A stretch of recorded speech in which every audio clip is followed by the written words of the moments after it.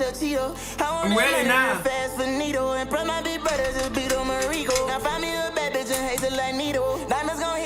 Ate me 2 pieces of chicken wings, 2 pieces of corn, a little bit of french fries. I'm recharged. I'm recharged. What it do, Taylor? I'm recharged. You too, what it do, no Kia? Appreciate the jewels. Salvador, appreciate you. Let's go. In that fucking mode, y'all. W Chipotle. Let's go. Let's lock in. Let's lock in. We got these body cams today. We got these body cams right now, man. I'm so motherfucking happy. We about to clock out with a fucking 8-hour stream for sure. A 7 or 8 hour for sure. I guarantee you that. You feel me? That's enough music for right now. We are about to cook up and lock the fuck in, y'all. Are y'all ready? Or are y'all ready, man? I don't think I hear y'all loud enough. Nah. Let me stop. We ain't at no fucking show. We not at a show. So I ain't gotta do all that. But I'm pretty sure y'all ready to lock in. Appreciate y'all on the YouTube as well. Appreciate y'all time. We about to cook the fuck up. We about to tap into Midwest safety. We ain't even tap into Midwest safety yesterday. We tapped into all police acts yesterday. So let's lock in on that. Let's lock in on that. Go over there. We got mad content. We got mad content right now, y'all. So bear with me. Just bear with me, y'all.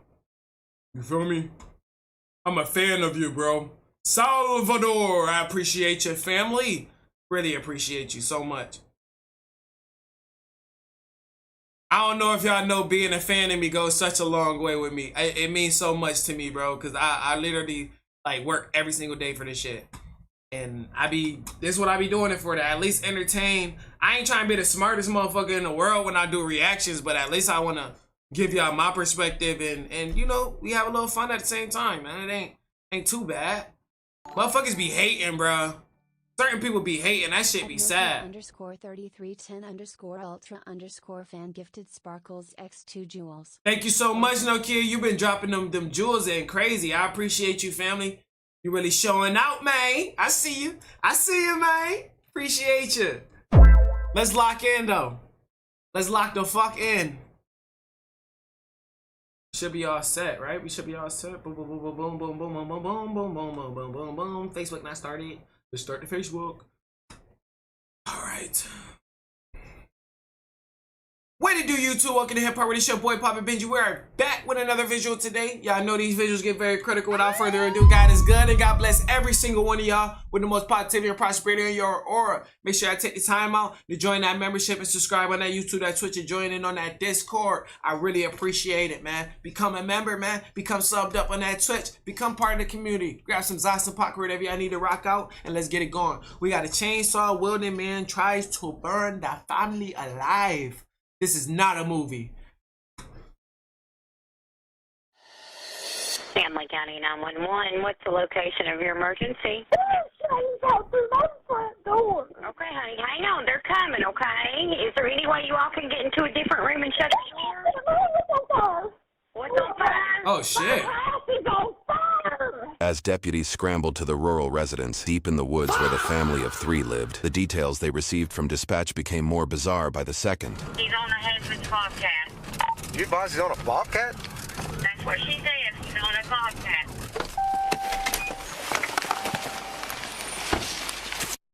Oh, shit!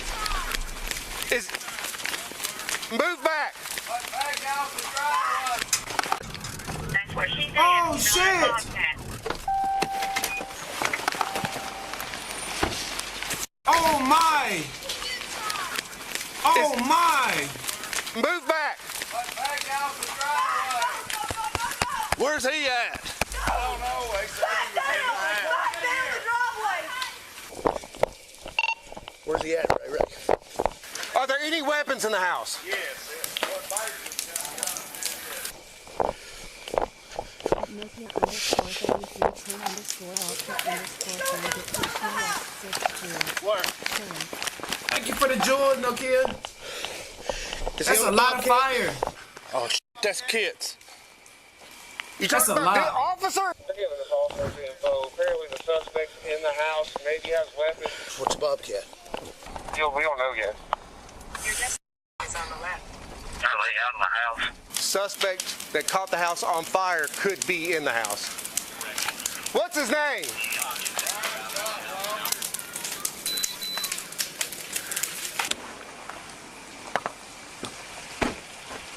Sheesh.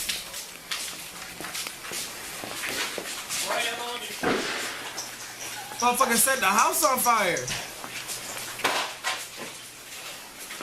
Fuck, it's crazy.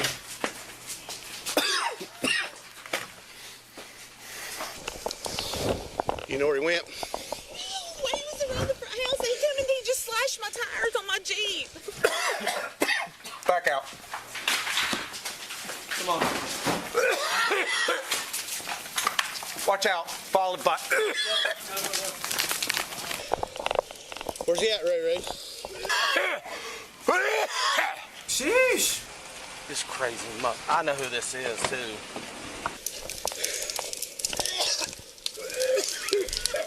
Is he inside?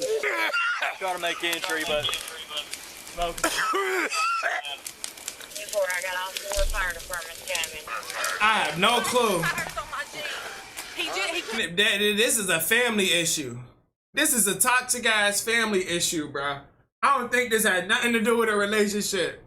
If it does, it might be crazy to me, bro. You got kids out there. I don't know who else out there. Around here, after he was stoking the fire, I said, hurry. I'm I riding said my Jeep. hurry. Hurry up, back it out. 15. It's going to be that one that I me and said you hurry. were out with a while back. Oh my God. Nah, that's fucked up. Dark Fury, welcome. I'm just looking to see if he's out here. Make sure he doesn't double back behind us. Is he in the house? Yeah, I did. There's weapons in the basement. Whoever's in that car, y'all get out of here. If he's got a gun or something. I don't think he's got a gun. He had my chainsaw.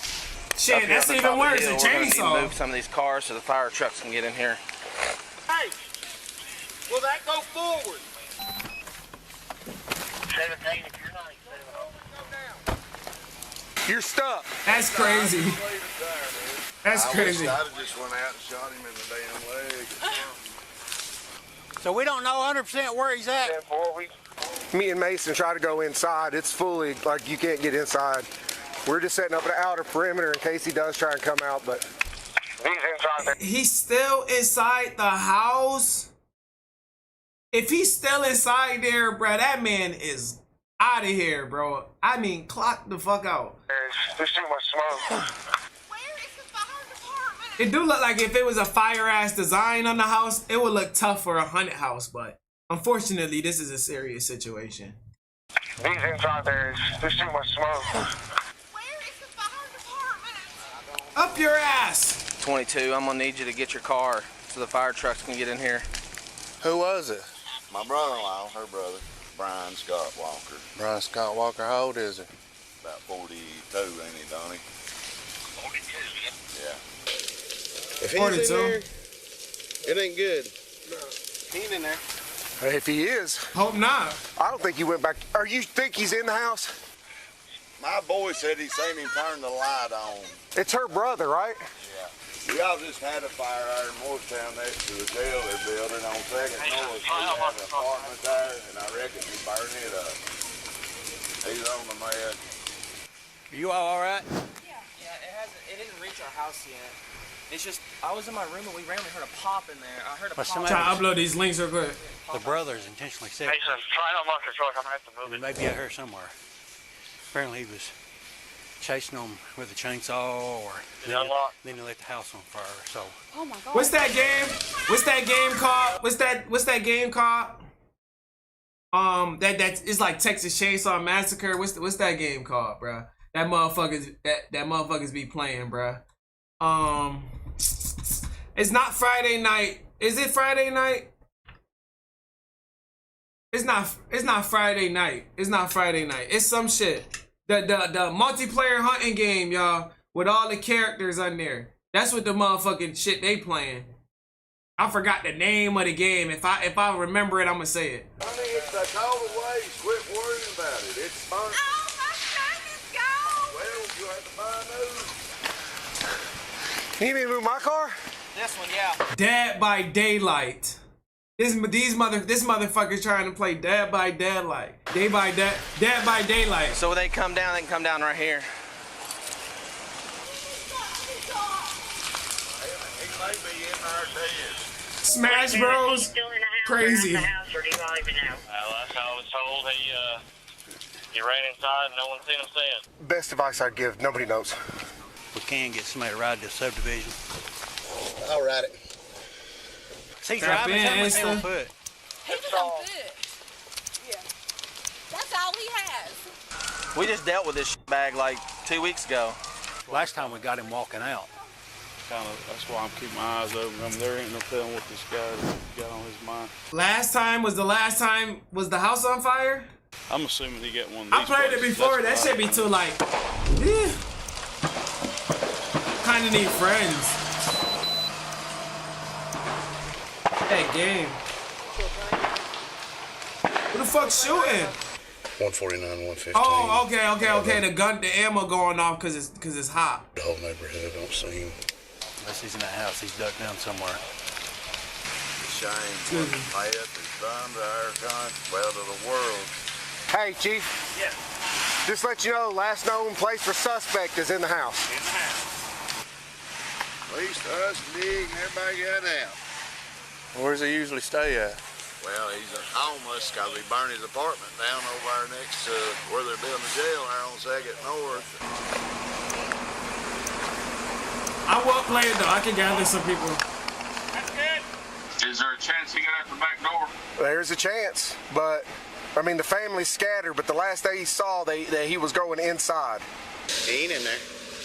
I don't know, dude. He's pretty whacked out the last time we dealt with him. Here comes the wall.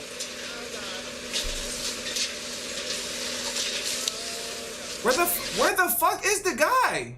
Everybody's up to speed. That fucking smoke sucks. Dude, I was coming with you.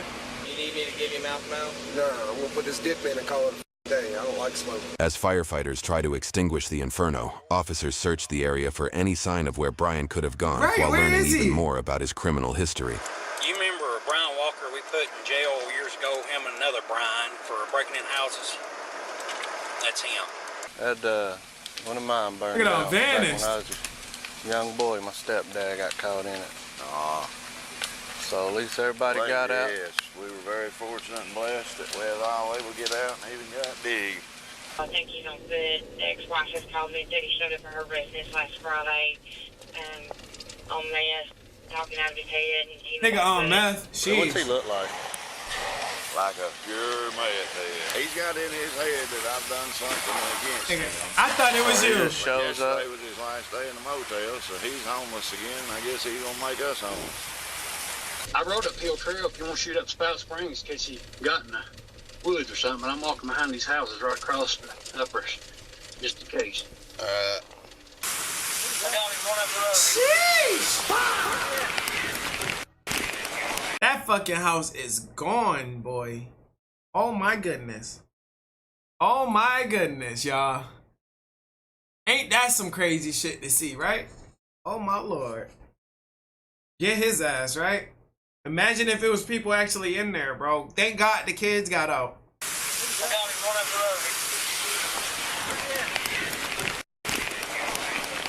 Where at, kids? Jump in and go.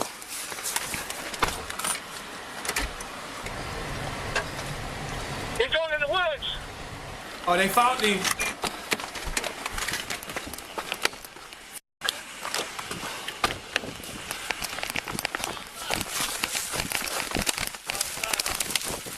They found him. Where's the hay? Where's the dog? Where's your dog? Back there.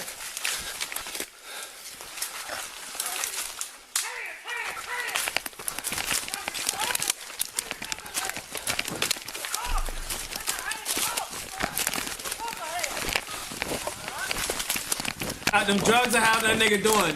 Super leaps, right? Stay there then. Go back down. Go back down. On the ground. Lay down. Hands behind your back now. Yeah, give me your hand. We got it. Fucking goofy. I got one. Give your hands. Fucking goofball. Fucking hands. Fucking hands. I can't get to him. You're holding it. I'm sorry. Secure your guns. Secure your guns. Secure your guns. Yeah, you see it. Damn. Well, quit fighting. It's been a whole lot easier, wasn't it? I didn't do nothing. I didn't do nothing. Rose, we'll go get it. Why does everybody first instinct is I didn't do nothing? Bruh, that shit is not fucking going by everybody all the time, dude. What are you doing now? Looking for a taser or flashlight, dumbass. There it is. Under your foot. Yeah. Okay. You got it. I got him. He's got a knife right here. Let me take that. What'd you do with the chainsaw? What f***ing chainsaw? Yeah, okay. Yeah. Get out of the woods. Jesus. Damn, the 680 sprayed me too. They said, oh, I was about to say, he definitely tried to burn him alive for sure. Ain't succeed. My eyes are full of Well, that's what happens when you don't listen. We're gonna bring him up to the medics. Damn. Stay there for a second. Ass up. You Damn. 680 will spray me, you horse. We didn't want to, we did. There's a difference. Now you can stand up. Let me check his other pocket. Come over here, Black. Where's my shoe at? That's over here. I mean, These niggas carry needles in their pockets, bro. Like, bro, that's the most nastiest, dirtiest shit you could do. Carry fucking needles. Fuck is you ordering them bitches off Amazon? You ain't gonna need it where you're going. I don't give a They'll give you Crocs. I tased him twice. I had him at gunpoint. Hey, over here. Yeah, we're gonna guide you. I think I lost my damn phone in here. We'll try to guide you anyway. Hold on, I'll call it. Well, I ain't got my phone. My camera wasn't on. I'll probably get in trouble over that. Well, it happened so quick. What'd you do? See him walking on the road? Or? Yeah, on the road. I figured he got back up. Nigga done lost his phone. Hell yeah. Spec. That's mutual aid right there. What it do, brother? I chased him through the woods. You got smacked in the forehead, yellow.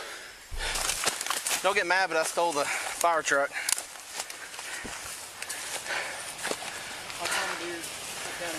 Yeah, there you go. I'll go with that. He never even dropped. And I hit him dead. Hey, can we fix it? Sheesh. Hell yeah. You get their needles and stuff. I got it. Hell yeah. You find your phone? Yeah, to the car. Lean up against that car. Hell yeah, I want a damn victory. 680. Oh, there's a victory. Shut up. Victory, Shut baby. up. Fuck you. Fuck you. You shut up. You tell me. Fuck you. Badass. Fuck you. Yeah, you run like a bitch too. You had a gun, bitch. So? You had a chainsaw, bitch. You didn't stop me, whore. You got caught, didn't you? Just because I failed, you fucking fat. You got caught, didn't you? You was hiding under a tree. You scared. Why you scared for? What the fuck? Nose all running and shit. Throw some balls.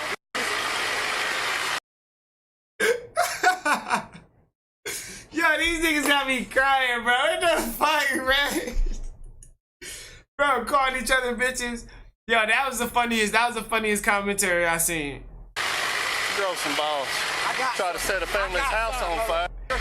This nigga got like, why you are not, why you got so much to say right now, bruh? You did mad shit, bruh. You're a fucking criminal. Yeah, Texas Roadman do that, don't it? I ain't set no goddamn house so far. I wasn't even there. Yeah, bitch, you was hiding in the forest, fucker. I'm so glad we went into the house when it was on fire to catch it. Hey, we tried. We did. This nigga needs some milk. I get one of them wipes. Y'all worried about it on your hands? Watch your head. This nigga needs some When you get milk. out of the jail, we'll get you one. Car, shut up. I'll follow you down there. What are you? talking to Simple solution. Don't gotta get in talk trouble. to you like a badass kid. At the end of the road up there. Yeah. I seen a guy walking, the house on fire, nobody leaves. So Right. Big thing right with Joe. You got damn eyes are burning up. Thanks for the ride. We got him. Thank God. We got him.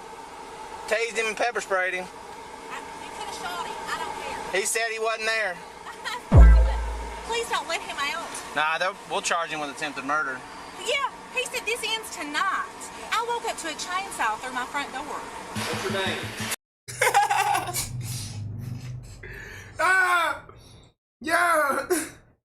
Yeah, that's some funny shit right there, bro. What type of body cam is we walking into right now, bro? This is a good one to start off for sure. He does my day, man. Come on, man. According to jail records, Brian Walker was booked into Hamblin County This nigga high as fuck. Jail without bond and charged with 3 counts of attempted first-degree murder, 3 counts of aggravated assault, 3 counts of especially aggravated kidnapping, aggravated arson, and parole violation. According to prison records, the attempted murder and assault charges were dropped, and he was found guilty of the remaining charges and sentenced to 40 years in prison. He Sheesh! is serving his sentence at Bledsoe County Correctional Complex and will be 82 years old when he is eligible for release in 2063. Sheesh! That's crazy, right? Nigga heavily deserved that 40. That nigga ain't gonna never touch no meth again, bro. You see how a motherfucker be having so much fun and then fuck up their emotion? Crazy. 82. 82. At least if he's still able to walk, maybe he can still go to the strip club or something. Motherfucker gonna think he 20. Nigga 82 think he 20. Yo, that's crazy. We're gonna tap into this other police activity too. Just catch up on it real quick. At this point, police got 2 house fires. Yep. I know y'all see it. I know y'all see that. 2 fires. Let's lock in. What do you two? Welcome to Hip Hop World. It's your boy Papa Benji. We are back with another visual today. Y'all know these visuals get very critical. Without further ado, God is good and God bless every single one of y'all with the most positivity and prosperity in your aura. Make sure y'all all take the time out to join that membership and sub up on that YouTube, that Twitch, and join in on that Discord family. Grab some Zasa popcorn, whatever y'all need to relax, and let's get it going. We have the merch on the way as well, family. So make sure y'all tap into that. How stealing cigarettes led to the unthinkable. At this point, police have been in a standoff for over 3 hours.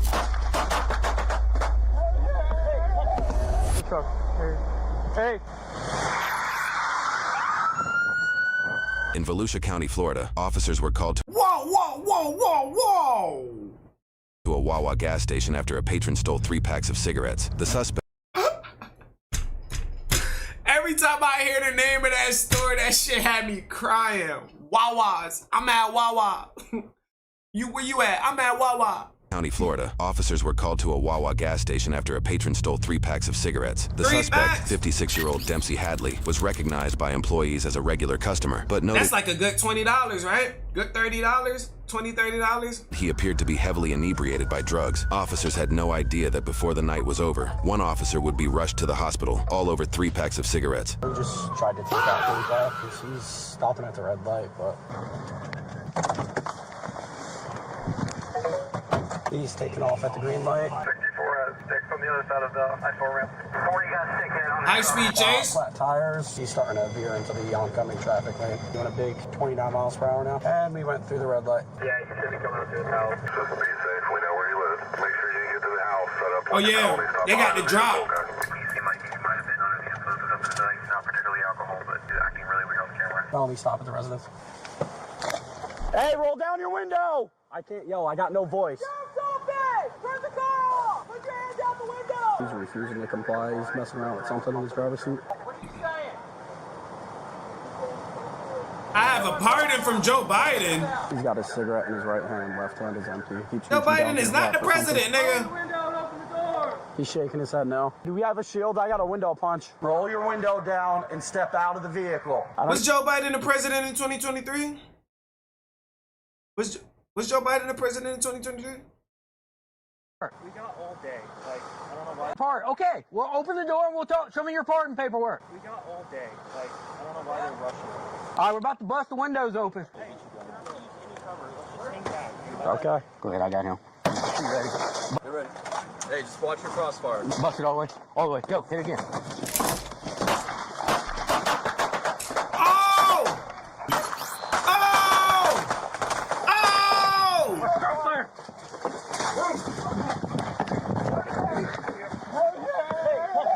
You okay? Hey, you all right, bud? We're covered. We're good.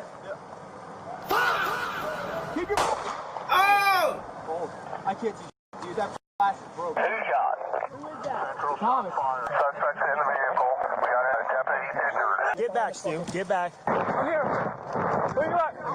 Okay, let's just start stripping this. You're doing good. You're good, buddy. Get low! Holy. We don't need a rush now. Hey, he's still moving. He's still moving. Hey, just turn the truck back on. Hands up now! Put the gun down! Hey, LT, I got the shield, but... Hey, is Ethan all right? Hey, go inside. Get the inside! I didn't want them going up there. Get heavy. Definitely get heavy, y'all. Maybe light a cigarette. Sorry, don't let them know you're there. Hey, he's still moving around.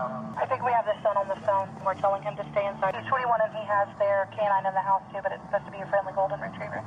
I got the Bearcat in route. Sheesh! Looks like he's waving his left hand up in the air, possibly lighting another cigarette. Per Deputy Chief Morgan, he went there, wanted to stay. Just give me a second. We're trying to see if that kid is out of the house in the backyard, and then we'll do that. I'm worried that kid's gonna pop up out here. He understands that we are law enforcement, and he's refusing to come out of the vehicle this time. Son is going in the backyard now. Where's the son? Wait, is he black? He not black. 3-4 corner, standing behind the He fence not with the black. door open. He looks like he's trying to bring his dog with him. There he's coming out. He lowered his music. You let Brandon, right? They do him a solid to come out. He does not leave that driveway. Get the Bearcat to block it in. He said that he was injured, and he is not coming out unless he can go in the house. Canine 6 is just getting on scene. Going through mental crisis. He definitely do, right? So he's got plenty. Bro, they look like he got rifle rounds in his bitch. Y'all copy that? Bro, you got gasoline. Justin, right in time. We're gonna have to move our cars back. He just threw something in the back passenger seat. On fire. We got the mafia in this You motherfucker. need to expedite with that Bearcat. I can tell if the back seat's on fire, and I don't see smoke. I mean, that back window. Definitely need a Bearcat. It is. I mean, I can consider a Bearcat to be very, very useful right now. What did you say about Joe Biden? Man, fuck that, bruh, this nigga gonna need a pardon from Trump next. Fuck that pardon. This motherfucker shooting at the police. Sheesh. By Joe Biden. What a great president. Still lighting something on fire right now. The guys that are up on that truck, when the Bearcat comes up to pinch it in, it may elicit a response from him, so be prepared. Oh, great. So now we can't hear. I guess they want it for the Bearcat. Here we go. Get ready. Put your fucking hands up. Let me see your fucking hands. I can't see. Holy Let's push them all the way in the garage. Damn. We can't see. Driver's door is still closed. Hey. Bro, they just broke through the fucking house. Hey, he's stepping out. I can't see. I can't see. Holy. Sure. Let's push them all the way in the garage. Guys, you can't see him. Get covered. We can't see. Driver's door is still closed. Hey. Yeah, that was genius. Garage door's like folded on top of it. I'm not sure how they thought that was gonna go. I just need to know that you're okay right now. Just wave your hand up there near the ceiling. What about the drone? I'd like to fly it in the garage, see if we can get eyes on it. What's it going to take for you to come on out of there tonight? Gas. German Shepherd. Sweet American freedom. Joe Biden's pardon. Here comes the sun. Yeah, y'all funny. If this idiot comes out of that and starts running right through here, that dog over there is going to take care of it. We got people behind us watching. The neighbors are out. Where at? Right here. That's the sheriff. Oh. I'll give you $5 to tell him to get the hell out of there. I would never. Yeah, we want you to get out of there safe tonight. So there I was, pulling up to the gym, belly full of pre-workout. The bubble guts just hit, and then I hear shots fired. I have a ton of paper towels in my car if you need them. Seriously. Boy, he not about to go shit. You nasty. There's a German Shepherd. It's not friendly. Yeah, that dog. Hey, fuck. Yeah, Brad, chill out. Just went home, man. Sleep for 45 minutes. Well, welcome back. My body camera's about to die. They're ready to bite some shit. Why are they not gassing it? Blasted 40 millimeter through the back window. I mean, we're already just doing crazy anyway. Need to go up there and throw a little pocket sand. He said he was shot in the stomach.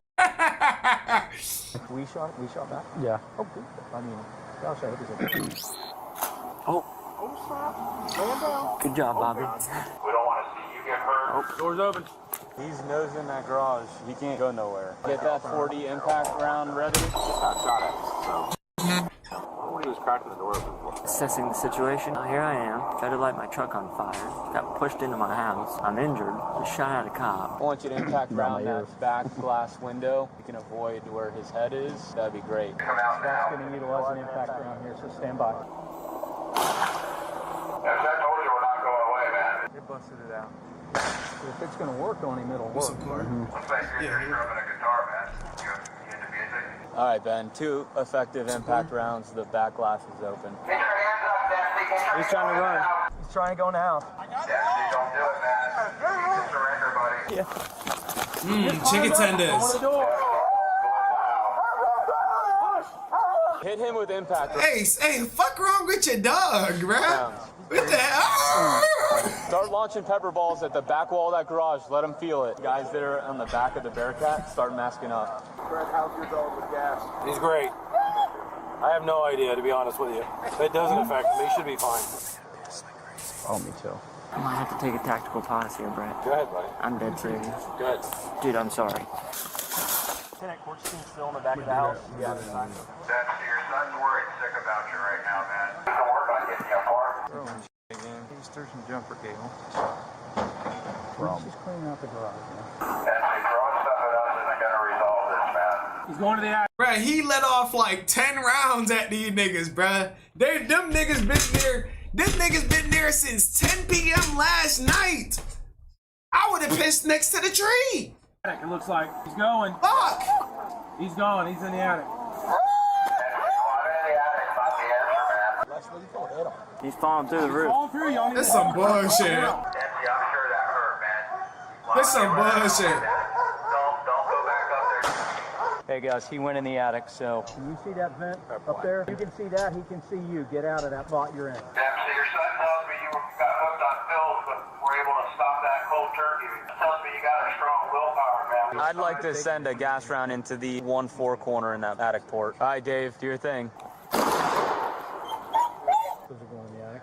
Yeah, right there in that port. All right, Ben, 2 successful rounds. He comes out anything but compliant. He's getting caught with a dog. He's got a lot of rifles in that house. Yeah. You know about that? No. Rifle. He's a hunter. Right. We're launching gas into that 1-4 bedroom.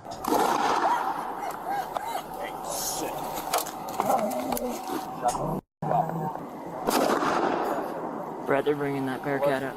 On their way? Yeah. Officers need to move their cruisers to make room for another Bearcat. This will also be a good preventive measure in case Dempsey continues to light things on fire. I haven't seen him bust a hole in the house in a while. Sorry to get away with that. Gas. I need one of you guys to jump in the car with the Bearcat moves up. I can do it. Tell me when to go. No, it's covered for you, dude. That's all right. I can move fast. Ready?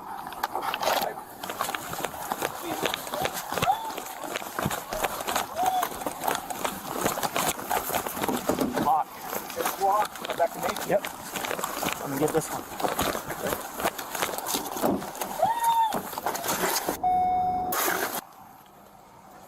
What's up? What was this call about? Stole cigarettes from the Wawa. And they took shots at a deputy? Mm-hmm. Idiot. Said the robot's doing it. And all this came from stealing cigarettes at Wawa. They're trying to punch out the top.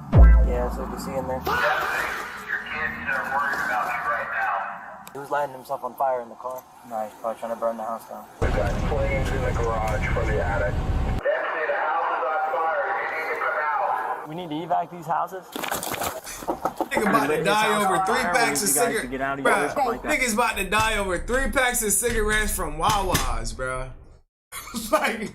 bruh, them cigarettes from Wawa's was not that deep, fam. Thank you. Walk out the front door right now, Deputy, or climb out the window, do something.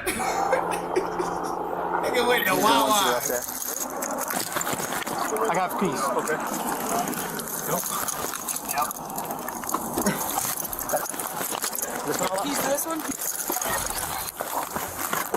At this point, police have been in a standoff for over 3 hours. As the house burns down, firefighters actively engage while officers utilize special machinery in an attempt to safely extract Dempsey. You guys don't have much time. You think our house will Yeah. catch on fire? I don't know that it's going to catch on fire, but we don't want you guys in here just in case it does. We have a lot of dogs, so we're getting like 8 dogs. I just want to be safe on that. Yes, sir. Thank you. Got my za. Push forward, try to angle as much as we can. Throw some of that up, man.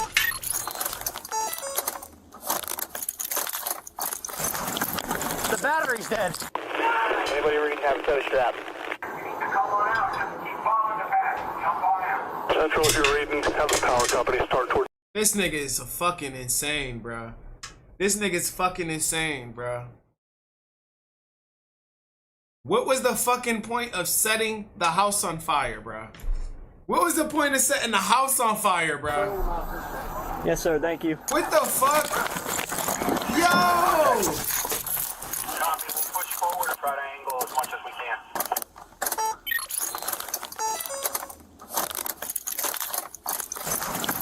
The battery's dead. Anybody ready to have a set of straps? Wow. Central, if you're reading, have the power company start towards this location. Huey, get out of there. Huey.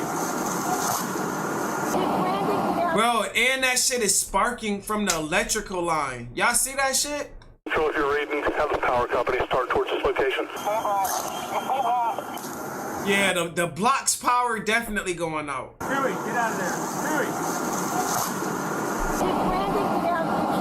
Yeah, it was just him. Did the dog get out? We're going to just get you guys out of the way for me, all right? Hey, I've got a car coming out. Any more people around back? Did they got eyes on him? I'm with you, Bella. Guys, watch this power line. This thing's coming down over the Bearcat. Hey, the Bearcat's coming through here. Anybody behind the fence on the fore side? Bearcat is going to break the fence and come into the backyard.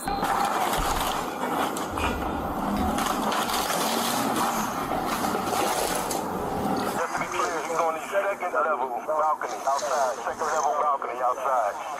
I'm telling you, imagine waking up to this shit, bro. Like I have no words right now for this man. Nigga went and stole 3 packs of cigarettes from Wawa's, shot at the cops, and then set a house on fire.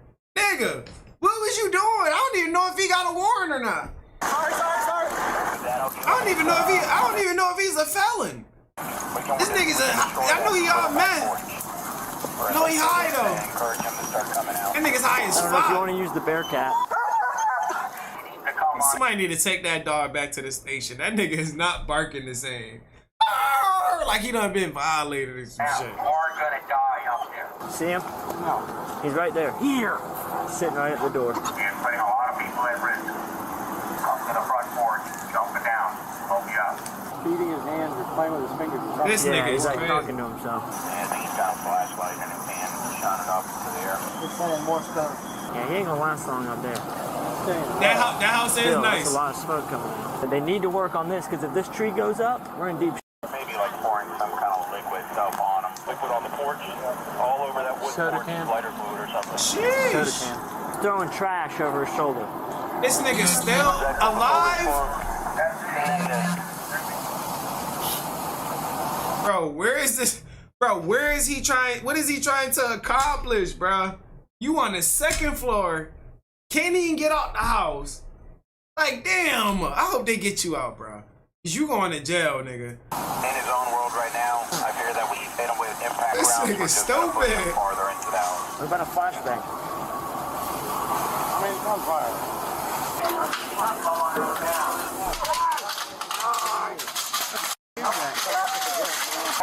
Hearing this in a roundabout. Earlier, he had a big blade knife. It's like in one of them dead end spots. Okay. Hey! Knock it off! Hey, shut your ass up, dog. We'll put the fire out and we'll have no reason to leave.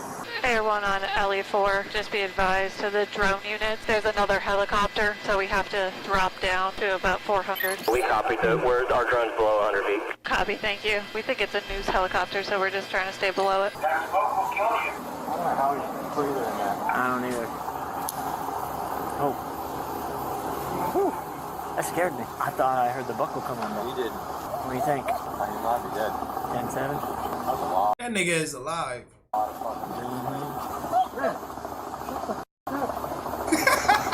Encouraged to run back in. What's the point of setting your own house on fire? You think he did it, or was there a flash? Damn, it's been 4 hours since the first contact. Sheesh, them niggas been out there since 4 in the morning. Bangs or some of them are the gas rounds. Well, didn't he try setting the car on fire in the first place? Yeah. I'm sure it was him. So he did something on the hood of the car and just built up?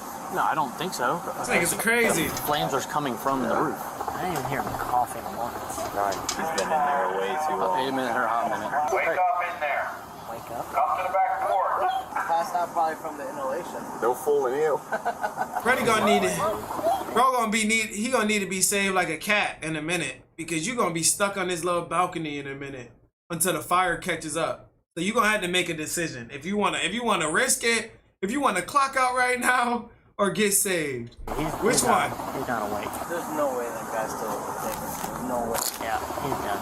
Imagine this being like your parent. Clearly he's nuts. Joe Biden pardon me. Yeah, Joe Biden couldn't pardon him.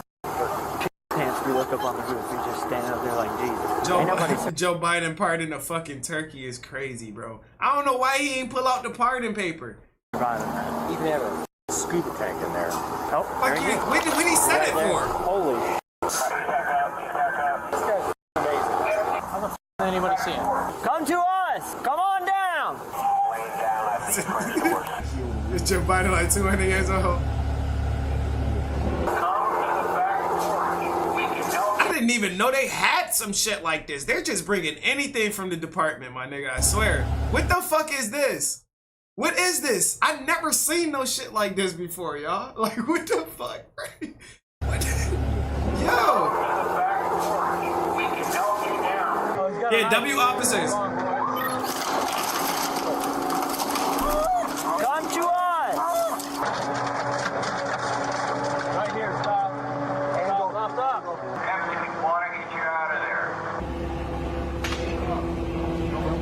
This shit has. You gotta be fucking lying. You gotta be lying. Let's let the smoke clear. I can't see anything. What the hell is this? Come on, man. Come on. Come on. We want to get you down from there. You gotta go back. Nikki, we lost visual. Back up. Nikki, keep going back. We can't breathe.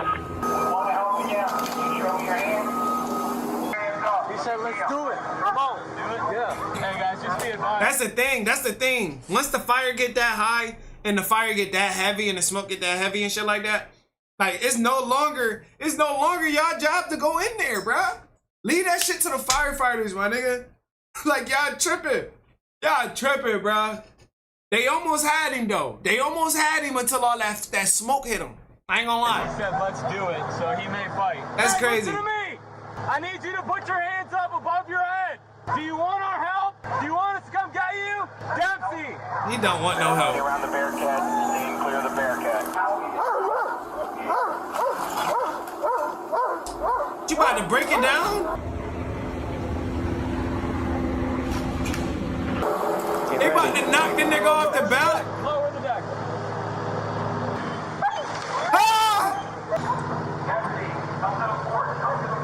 I can't see him.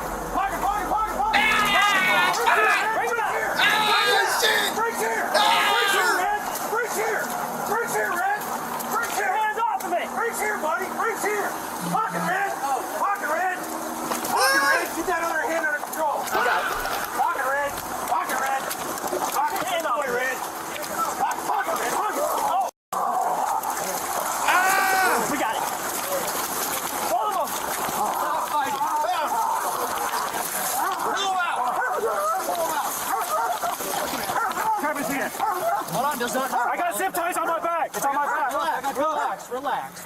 Everybody relax. Where did all this water come from? Did they hit a water pipe? Did them niggas hit the water pipe when they bust through the wall? They knocked this nigga off the balcony, Scrap. Yo, they just knocked this nigga off the balcony, bruh. That's the craziest shit I seen. And then they put the dog on him. The nigga fell from like the second floor to the bottom, and he fell on mad shit, bruh. Yo, bro, oh my goodness.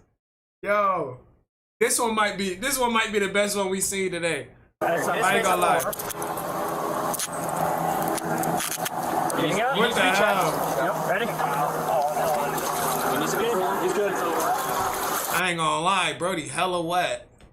What a good boy, bud.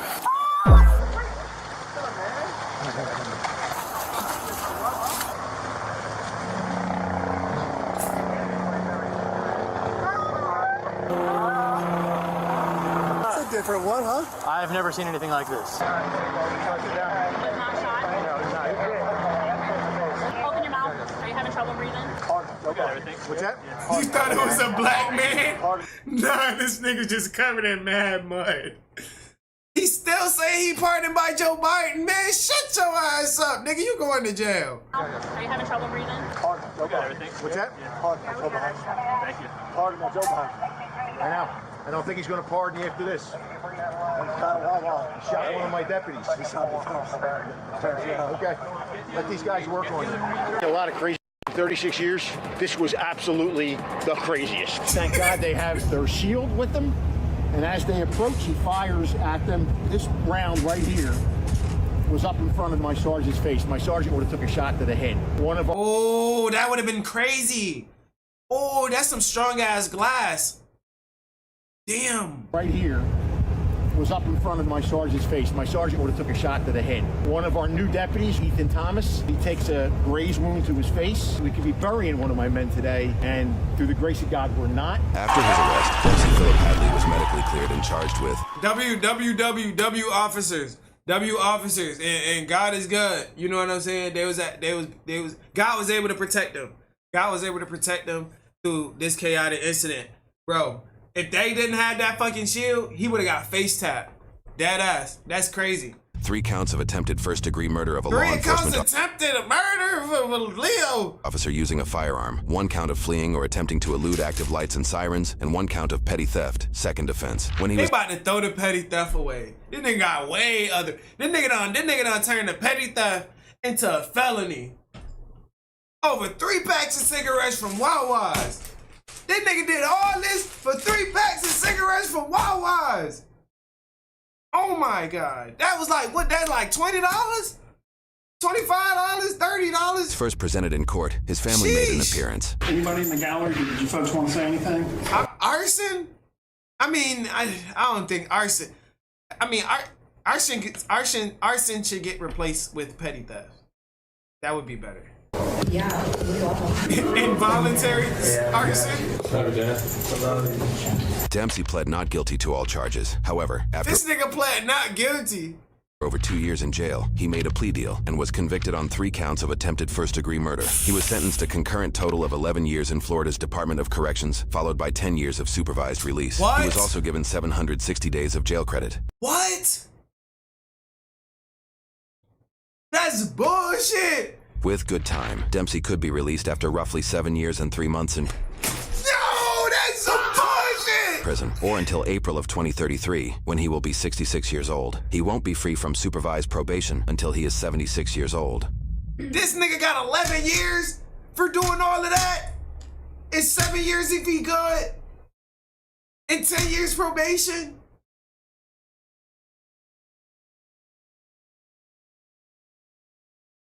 Nigga really gotta have a sit down with these judges, bruh. Whoever be looking over this paperwork, bruh. I ain't gonna lie, bruh. Whoever looking over this paperwork need to have a serious conversation. Cause it ain't no way a nigga getting 11 years plus 10 years probation for no bullshit like this, my nigga.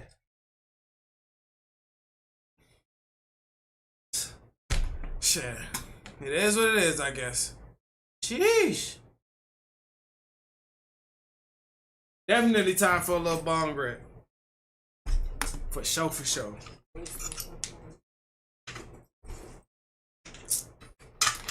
I'm wasting money. How can you waste money if you're smoking? Wasting weed? Bro, listen here. I have to get some more. Listen here.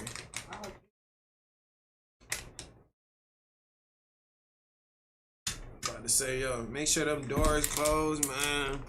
Them little fucking bugs. Where's my little scissors at?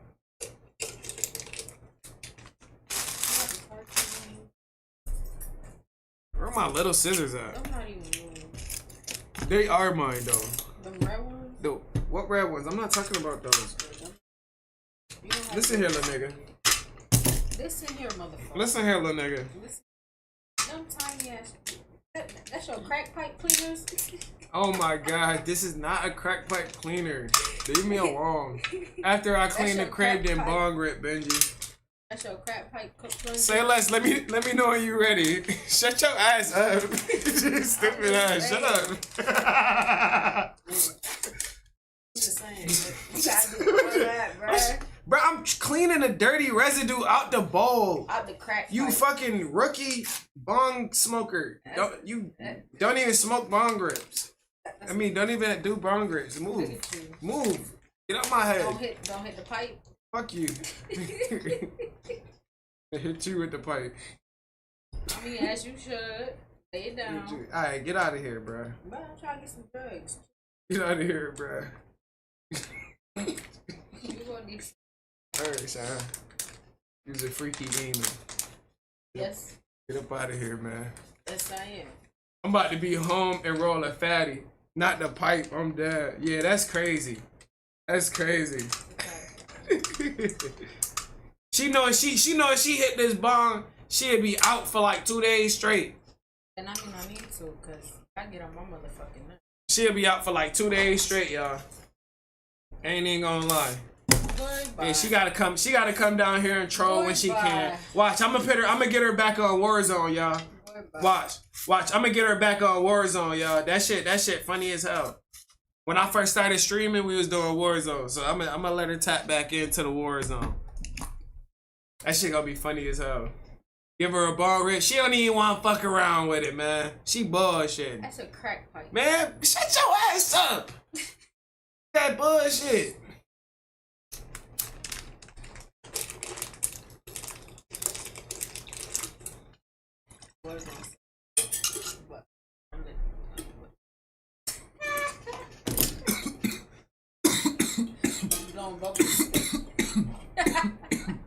She violating the bong grip smokers, bro. We will not tolerate the bong grip slander. What about Brandon's pack, bro? We will not tolerate the bong grip slander. You got the pack? I went and got me a pack too. Yeah, she smoke weed. She roll out of leaves and paper. That's about it. She don't smoke just papers though. She like the leaf. She like that tobacco kid. Boy, she like that cigar weed kid. Boy, your baby ass lungs. You know what I'm saying? Your baby ass lungs. She like that cigar weed. You don't be you hitting feel me? that bong. Backwood with the weed. You be blowing bubbles. You'll be hitting the bong. I don't be hitting a bong. I be blowing bubbles. You gotta, yo, get the fuck out of here, bro. Yo, bro, you have to do that to hit the bong. What the fuck? Yo, bro, no, get out of here, bro. You making me laugh extra hard in front of my chat. I giggle you right about them drawers. What did you just push? Yo, get the fuck out of here, bro. Yo, you funny as hell. You funny as hell. I'm glad you in a happy state. Big mama out. All right, I'm gonna see you later. You're gonna need some more weed. Big pimpin'. I should be fine tonight. No, you're not. I'm not. What you mean? I am gonna be fine tonight. I'm running out of. I mean, I'll be all right for this segment. Damn, nigga. She done came here and clocked the tea. Sheesh. Now go ahead. Go ahead. I'm gonna get some more. I'm gonna get some more. Go ahead. It with that crack on that. Alright, motherfucker. I'm gonna kick your ass if you say it one more time. How about that? This is legit. This is legit weed bong rips. This is legit bong rips, man. Straight za, straight gas, man. Some white no blend. Like, that's really no blend, straight za. What? That's really what they call it. What? Bong rip? That's a it's a bong. This is not a like you calling it a pipe and it's not a pipe. Bruh. It's a bong. Look how that shit look. It's a fucking bong. Like a pipe is if I was like, is if a nigga. Don't do that on camera for them clip your ass. You know what I'm saying? That's a pipe. I told you that's a crack pipe. I told you. Right, you gonna get me clipped because you trolling.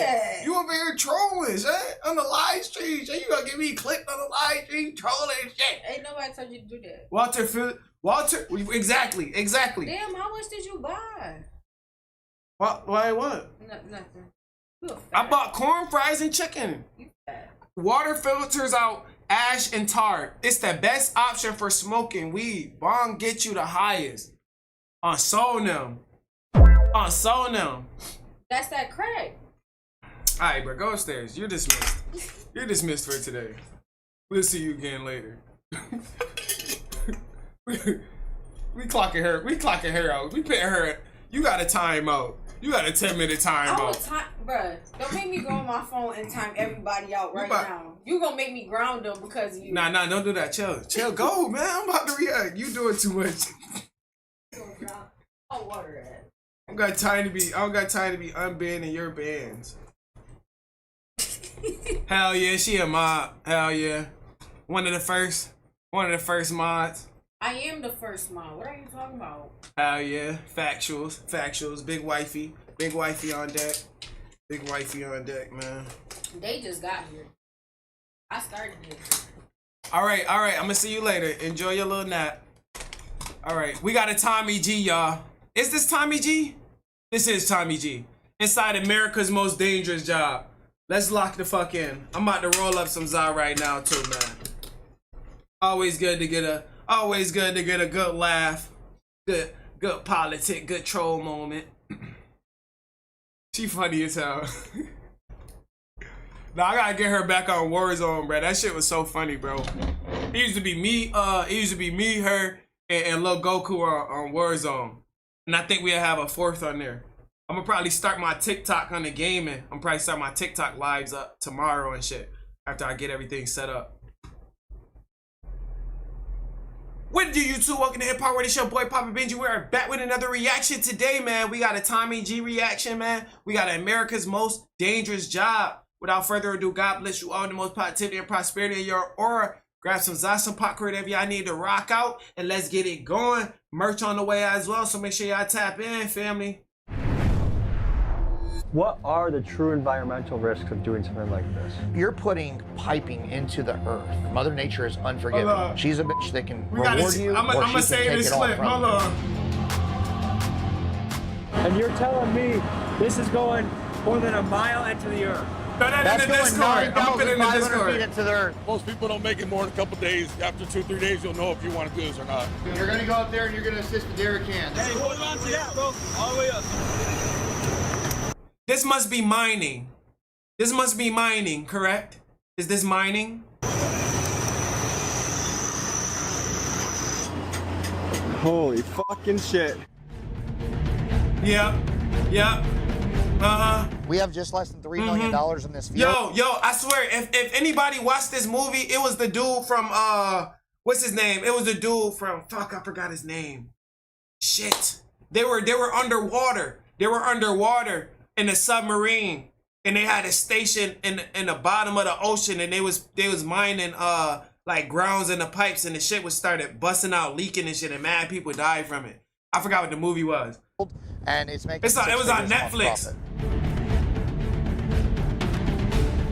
This, folks, is one of the highest fatality jobs on the planet. And out here on the rig, you are working on top of a highly pressurized well that could explode at any second. Hell yeah, We're talking that, about Justin. over 80 back-breaking hours a week, risking life and limb to wrestle pipe and produce All that liquid pressure. gold. Today, a rowdy Texas produce liquid gold?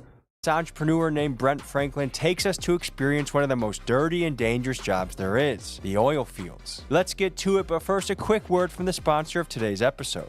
Folks, there's a great shift happening right now, and it's coming in the form of an AI wave. Right now, there are models that can process entire databases, AI agents that can do tasks while you sleep, and if you're not using this technology to your advantage, you loving was Mike Rowe's dirty jobs, and today we're going into a very rough job. The business of the Texas oil fields. It's dangerous, it's dirty, it's interesting, and there's a lot of money to be made. We're in a private airstrip right now. Yeah, balls deep type of job. This plane right here. We're gonna be flying into the night to the Texas-Mexico border that here has some cartel influence. Shut up. Learn about the business of drilling oil, producing oil, what they call the upstream side of oil production. We have a great entrepreneur that's gonna tell us his story, going from homeless to making it in the oil business. This is a Dirty Jobs Tommy G edition. We're gonna be hitting it here. All right, let's go, Tommy. Oh, that boy got that glick. That boy got that glick. Boy got a gold piece at the top. That shit clutch. All right, so a lot of people know of the oil field, but they don't know the in-depth side of it. What I'm hoping that Tommy gets to see look like the is mob. the real shit. This dude's a fucking OG. I want them to see what goes on behind everything, behind the pump. A lot of people think oil and gas prices, don't drill, oil's bad, fracking, yada, yada. I want people to know exactly how the fuck this works, how dangerous that's it a is, fact. and also 80 how hours much crazy. fucking money it takes to become an oil tycoon. Hey, right, 80 plus hours working that shit is crazy, but you definitely get that yicking. But the good thing about it though, as long as that's the thing, somebody has to take that sacrifice. So as long as he going out there making that money, 80 plus hours, or how many hours he working a week type shit, you get to at least send that money over to your people, or he gotta at least have some type of, you ain't got all that bread going to you, bro. You gotta be sending that, you know what I'm saying? You gotta be sending it out. At least. Plane's supposed to take off in 10 fucking minutes. We gotta go. Shit, I'm working every day, man. There's a lot of people that want to sleep in. For me, I'm excited about life. I'm excited about what's going on. I don't really need an alarm clock. You know, I really just love what I'm doing. I know that's right.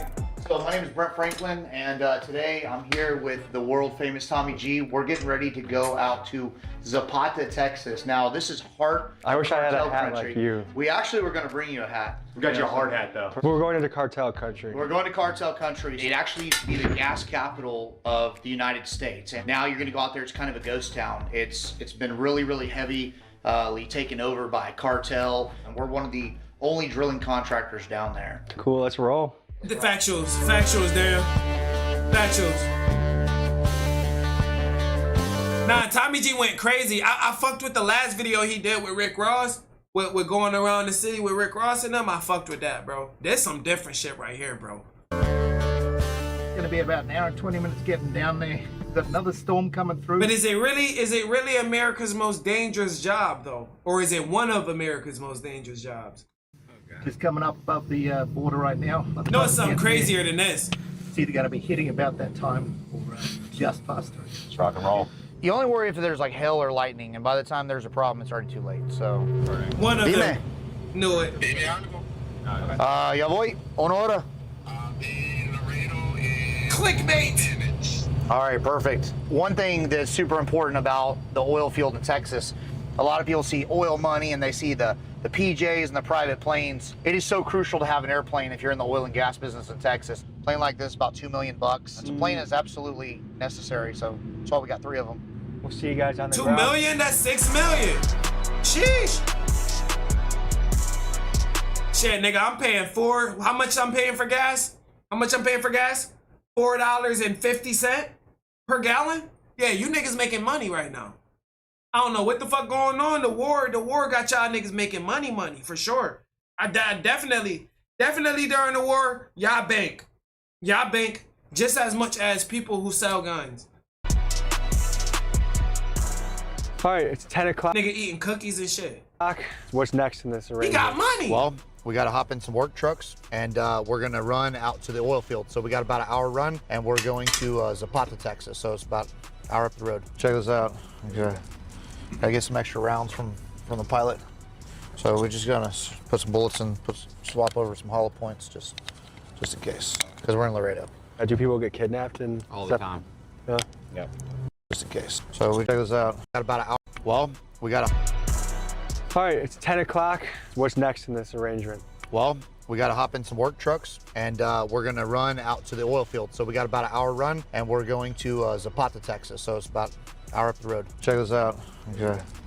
Gotta get some extra rounds from the pilot. So we're just gonna put some bullets in, swap over some hollow points just in case, because we're in Laredo. Do people get kidnapped in all the time? Yeah.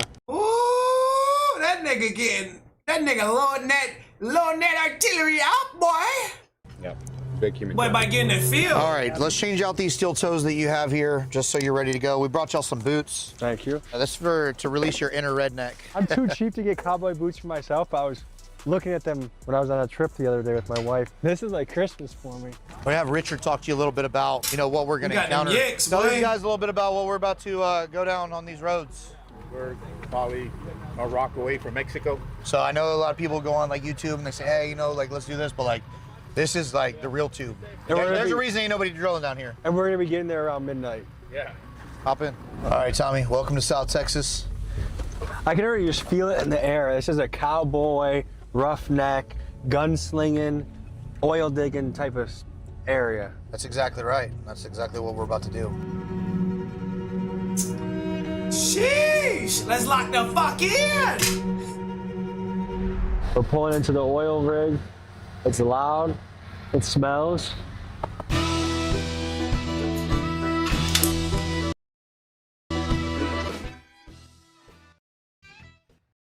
Fortunes are made. In Texas, the oil fields, we're in the middle of nowhere, and you have men here that are working 12s and 12s.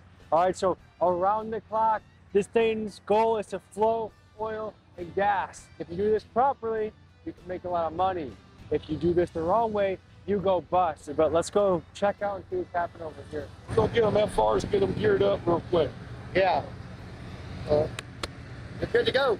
Blue Water 2! Have you ever heard two turtles? It's good. Let's go. Are there What the fuck? guys sleeping in here right now? Absolutely. All right, so this is inside our man camp.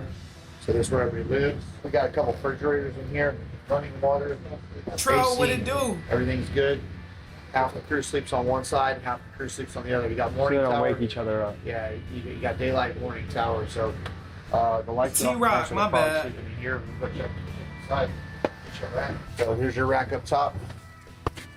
Ready to go for you. Got a Tempur-Pedic egg carton. That way you get nice little sleep. There shouldn't be too many bed bugs on here. These mattresses are relatively new. Shouldn't be too many bad bugs. This is where the big boss lives, and this is where we run everything. So if you see over here behind on this computer, this tells us all kinds of things. It tells us our hook load. It tells us at what depth our bit is. It tells us our pace on gas. As you can see right now, we're just sitting there. We've got 104 units of gas. That means that we have gas that's coming up and it's being detected at the surface of what's going on. So there is some gas in that well already. That's a good sign. If oil is at $65 a barrel, one barrel equals $65. In February of 2026, oil was about $65 a barrel, and then Oh my. You just seen them fucking charts, boy? $65. in February. No way. Oil prices definitely skyrocket. Them bitches are definitely up now. Oh my lord. Sheesh, nigga. Wonder why $3 turned into $4 a gallon in this bitch. February of 2026, oil was about $65 a barrel, and then the U.S.-Israel war in the Middle East began, and now as of this episode's release, about 3 months later, crude oil is trading at about $105 a barrel, which means that Brent has been making a killing. Now, Rich pop as hell. quiz. How many gallons are Told in a ya. barrel? 50 or 60? No. Every 42 gallons equals 1 barrel of oil. All right, so let's check out the kitchen. So this is where we get all the cooking done. So what we like to do is we like to cook for the crew. We got some beans over here for you, and we're gonna cook some steaks tonight. We've also got some fine groceries up in here. We've got your eggs, got your chocolates, lots of energy drinks is what people need. These are ribeye steaks. We're getting ready to throw these on the grill. I'm assuming y'all eat them medium well. Nigga, no. No, no, no, no. This is the type of white boys I really rock with. Texas shit, bro. That's called a rare steak right there. Yeah, that's rare. Swallow it. You know, you're the one that needs to swallow. I actually started out as a roughneck whenever I got out of the... Fuck no. Fuck no. Fuck no. I'm not eating raw meat. I'm not eating raw meat. I don't give a fuck. I don't give a fuck, man. Navy. I went out to Carlsbad, New Mexico, and I was working with a company called Capstar Drilling. It lasted a couple months, ended up getting in a fight with the driller, came home, started a landscape business. Landscape got into, you know, construction. Construction got into remodeling. Remodeling got into house flipping. House flipping got into investing and lending. Got into oil and gas, and I kind of full circled back. And I got into oil and gas, you know, but kind of like an accident. I was just looking for ways to use my money. You know, you start investing once you start learning how to use your money to make money and start trying to reduce your tax bill. You know, that's really why I got into it. And so why I'm boots on the ground is, man, number one is the respect for my guys. All this rig and equipment and shit doesn't fucking do anything if you don't have the people, and the people have to love where they work to live here. And so we just try to give them the best that we can with what we have and what we can do. I was born to do this shit. I love fucking grease, hunting, being out in the country, grilling, and just doing big shit. And so it's like, this is home for me. Respectable, respectable, respectable tax. There's our guys down here right now. Definitely a respectable from a redneck. Busting ass, working on getting the belt in. This is our secondary pump right here. I know y'all niggas be out there getting high. This is a dirty job. This is a dirty job, bro. Hard job. This is a hard ass job. You see all these men right here? These guys are up 12 hours at a time. Everything out here is fucking hard. It's circulating that mud through. We're circulating in the hole, that way it doesn't get clogged up. It shakes out the solids, puts it over there into our pit. Things You get can see out high as there shit. all the shit that we've gone through. And this is basically the drilling mud. What things in our life do we not realize are because of oil and gas? Everything. I mean, hard hats, paint, clothes. I mean, there's so many products. Makeup. I mean, think about everything you use every day. This is a commodity that will be needed forever by every single person. Right. So a motherfucker think that, all right, if the whole world get replaced with electric cars and shit like that, there's no need for gas. Value gonna go low on oil and shit like that. Not necessarily. Not necessarily, cause machines are still machines. You know, you can't have everything electric. Especially how many cars out in the world and metal. Like, this is an oil rig. This is drilling an oil and gas well. The rig is the machinery that puts the well into the ground. Once we're done putting the well in and installing the pipe, we'll move this rig off and we'll move a completion rig in. This is a drilling rig. The drilling rig drills the well. And you're telling me this is going more than a mile into the earth? That's going 9,500 feet into the earth. That's unbelievable. Yes. Ready to go up on the rig? 9,500 feet into the earth. That's deep. That's deep. Yeah. All right, let's go. Brody fucking the earth. You know what I was gonna say? It's moments like this. On an oil rig. Oh yeah, imagine falling in it too. No, that's dangerous.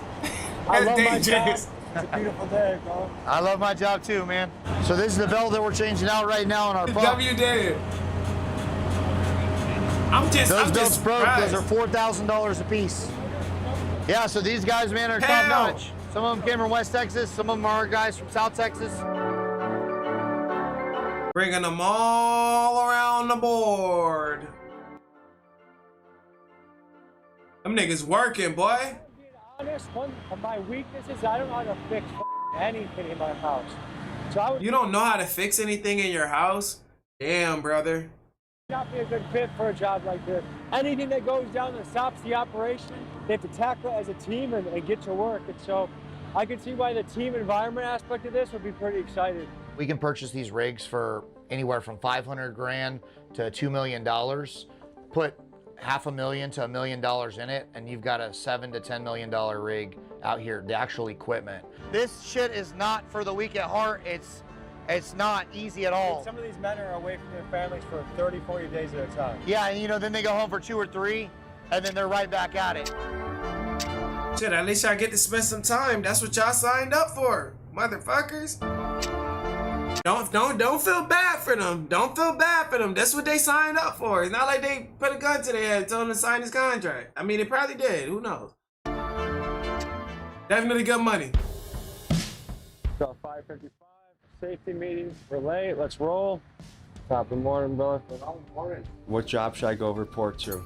Go up to the rig floor. Your driller will be Kevin. He'll line you out from there. Okay, cool. Say less.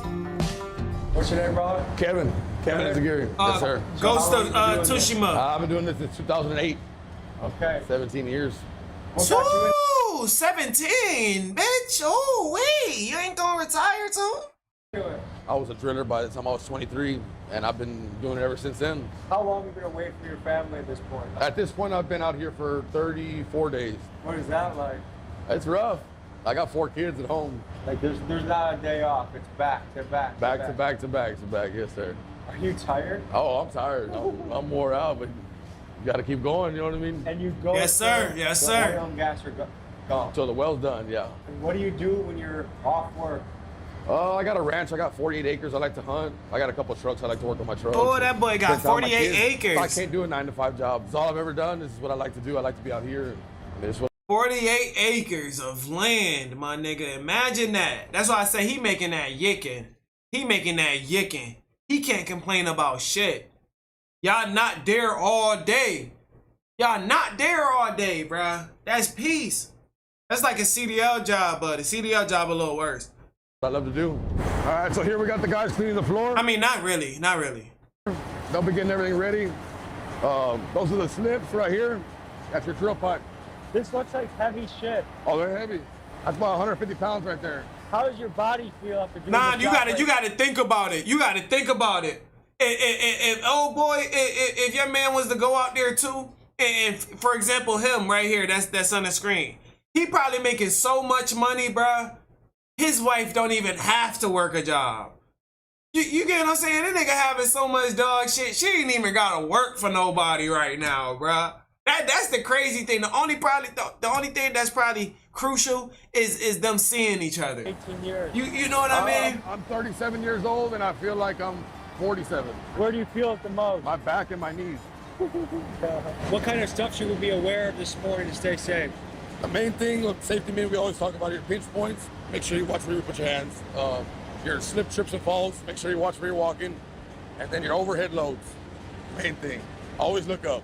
Most people don't make it more than a couple days. After 2 or 3 days, you'll know if you want to do this or not. People who need to work, always make it further than people who want to work.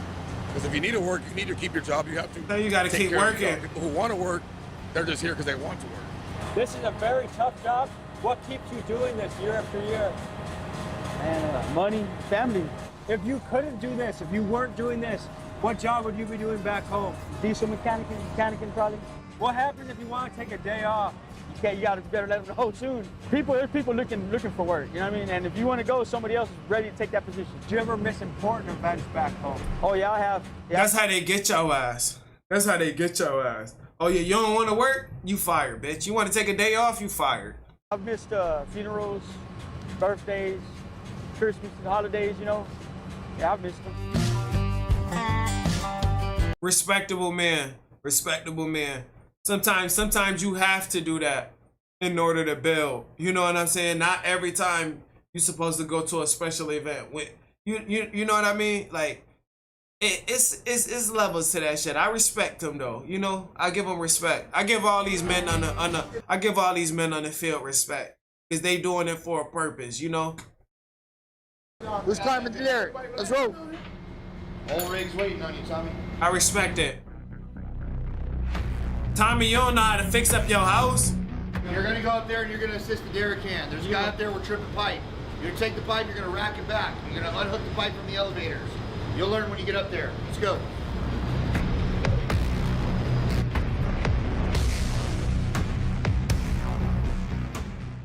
That nigga too happy. Hold on to that, bro. All the way up. Hold on to it. Walk it up. I'll take it slow. I can. Unless you want to go on right. No, just take them nice and steady. It's my first date. You know what I mean?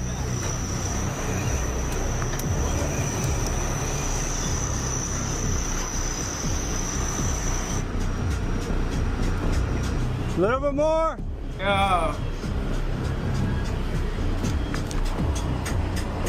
Holy fucking shit. So you fill all these slots with pipe. And what made you take this job all the way up here? Money. Money. Do they pay more up here? They better damn pay more up here. Are you scared at all? How long you been doing this for? This roughly, I've been here. Sometimes when you're on here, it moves, and that's where it gets uncomfortable. Oh, they got another drone over here too.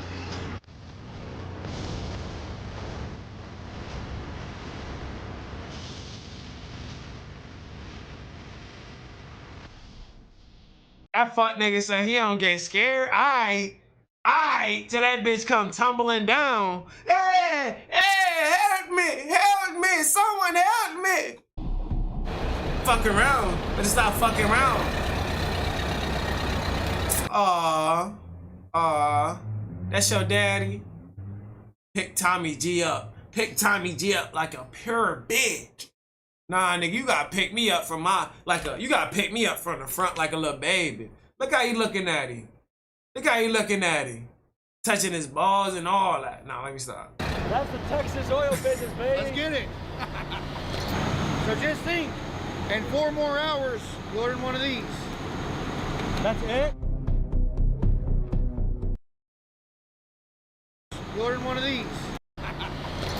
So just think, in 4 more hours, you'll earn one of these. That's it? How much? How much is they getting paid in 4 more hours? Yeah, get one of those. What are they getting paid? $25 an hour? This nigga getting paid $25 an hour? Are you shitting me? Probably less than that. How much you getting paid up there? All right, so what you're getting ready to do is you're getting ready to Bro, y'all got Mexicans up there though, bro. I ain't even gonna lie, he got hella Mexicans out there, bro. That nigga said, fuck that, I'm gonna get your visa. Connect this pipe with these iron roughnecks. Forehand right here is about to show you how to operate them. They're all hydraulic. Those are your slips. You're gonna pull those after you disconnect on the next connection. Hop over here, get with this forehand. All right. Be kind of easy with it. Just use your boom out first. Now right there, you're gonna stop. Whoa. Go back a little bit. This middle one right here, it'll rotate your makeup and breakouts. Okay. So push this one. Now we'll rotate this way? Yes, sir. All right. Now release. I would have fired you on the first day, Tommy. Just take it out. We gotta go in and out. You gotta do this a minimum of 12 times on this well. You're gonna rack this pipe back over in front of this rock right here. Your derrick man's gonna get it, move it back around. You're gonna push that pipe over there. Watch your toes. Okay. I'm fired. You don't do it right, I'm gonna fire you. Watch your hands. Your hand. My hand? Your hand. Here. Watch your hand. Jesus Christ.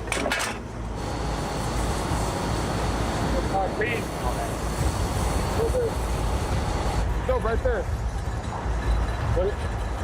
Boom. On the thread. Right there. No, sideways. Yeah, circle. Hey. What's crazy is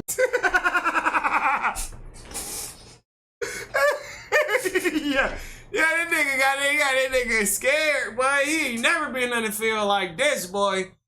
Throw that nigga in the warehouse for a day. That nigga gonna quit, boy. That nigga gonna say, yo, YouTube is better. YouTube is so easier. Doing this is being a journalist is so much easier. That's why it's like, bro, you gotta respect it and appreciate it, be humble that you gain the fan base that you gain. You know what I'm saying? Because the viewers, your subscribers you build, bro, they definitely are the ones that support you and make sure that you take it to the next level. So I appreciate everybody that support me. You feel me? One day we could get to this level and be doing more stuff. You know what I'm saying? He ain't built for a warehouse. circle. He done got too lazy. What's crazy is the slightest time you don't pay attention, somebody can come down on your head, a slip, I mean, being up there in cowboy boots in the mud was ridiculous. These guys worked their ass off for their check, that's for sure. Oh, hell no. I ain't gonna forget y'all. Never. Oh, step on him. Step on him. Like that? Yeah. There's three main ways you die in this job. First is by explosions that can sometimes result in you getting burned alive. Second is the silent death that visits you when you breathe in toxic hydrogen sulfide gas. And third is from being so exhausted from working that you crash your truck on the long commute home. What are Jeez. Jeez. And you wanna know what's crazy? They ain't giving them motherfuckers no face gear. Not even saying that the face gear even gonna protect them, but they not even trying. The true environmental risks of doing something like this? There's all kinds of environmental risk, man. You've got, you're putting piping into the earth. The earth is an incredible monster. Mother Nature is unforgiving. She's a bitch that can reward you, or she can take it all from you. I used to hate working at warehouses. $22 an hour up there. The guys on the floor do about $22 an hour up top? On the top rig? Fuck that. Fuck that. Nigga, I do Uber Eats. And take it all from you. Fuck your pay. The guy said he makes about $22 an hour up there. The guys on the floor do about $20 an hour. Yeah, that's correct. Does that seem criminally low to you? Man, well, they actually took a... Criminally low. Yes! Yes! Talk your shit, Tommy.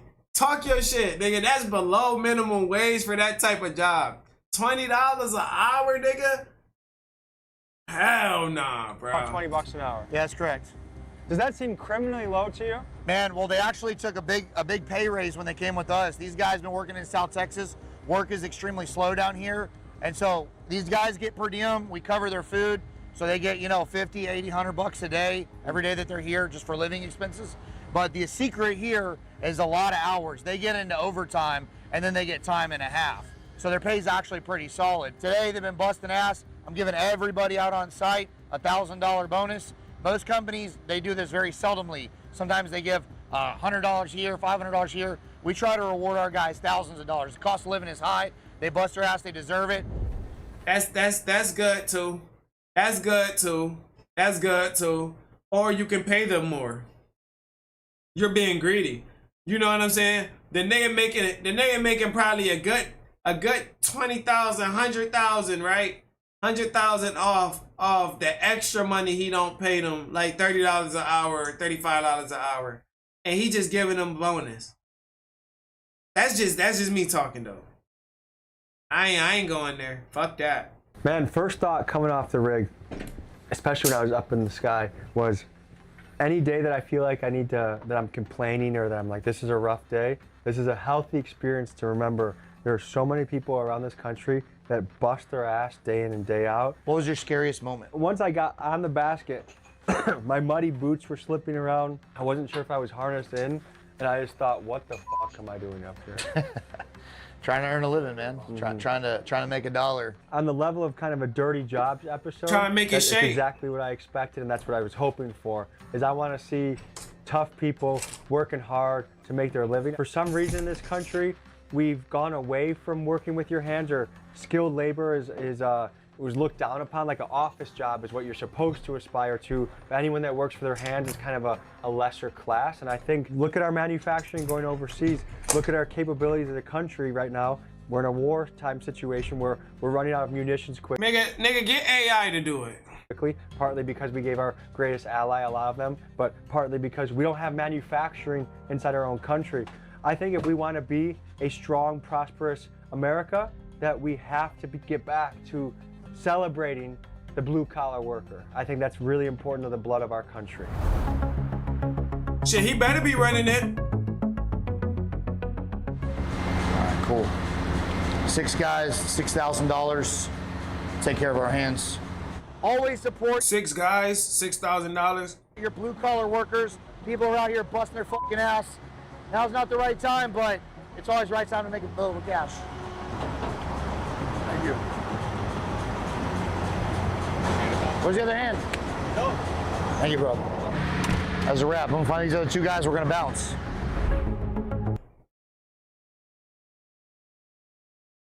Giving them money. Giving them money, not even putting it on the books.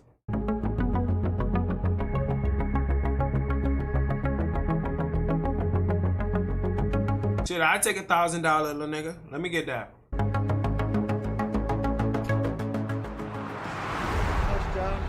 A little bit of a bumpy flight, but where are we heading to next? Okay, so we're... Yeah, I wouldn't go there for $22 an hour. A CDL job pays more. In Victoria, Texas today. We're just south of Houston. Fuck and that. We're going out to one of our fields that has 13 producing oil and gas wells. So you're gonna get to learn what a pump jack is, how pumps work, how separators work. That probably came out his pocket though for sure. Gets separated, how the oil gets picked up, hauled off, and monetized, operating expenses, what can go wrong, and the day-to-day operation. You know, I'm just talking shit. Sounds good to me. I do feel like the pay low, but that bonus good. 2025 in business. In 2025 in business across all platforms, we did over 40 million. So that's your high 40 million and the hog moments. Tell me about the low moments in business. There's been a lot of low moments. You know, I made my first million in real estate wholesaling.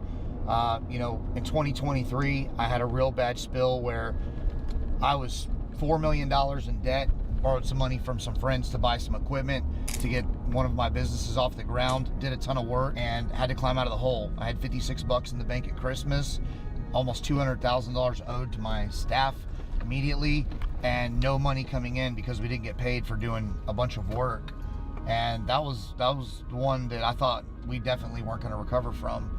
But got good, got in church, and just focused and handled one problem at a time. So from 1 year being massively in debt, almost on the brink of losing your business, to 2 years later, tens of millions of dollars. Correct. You just saw was a workover rig. This is the rig that they use to complete the wells. So after we drill it, we need to put pipe and packers and things in it.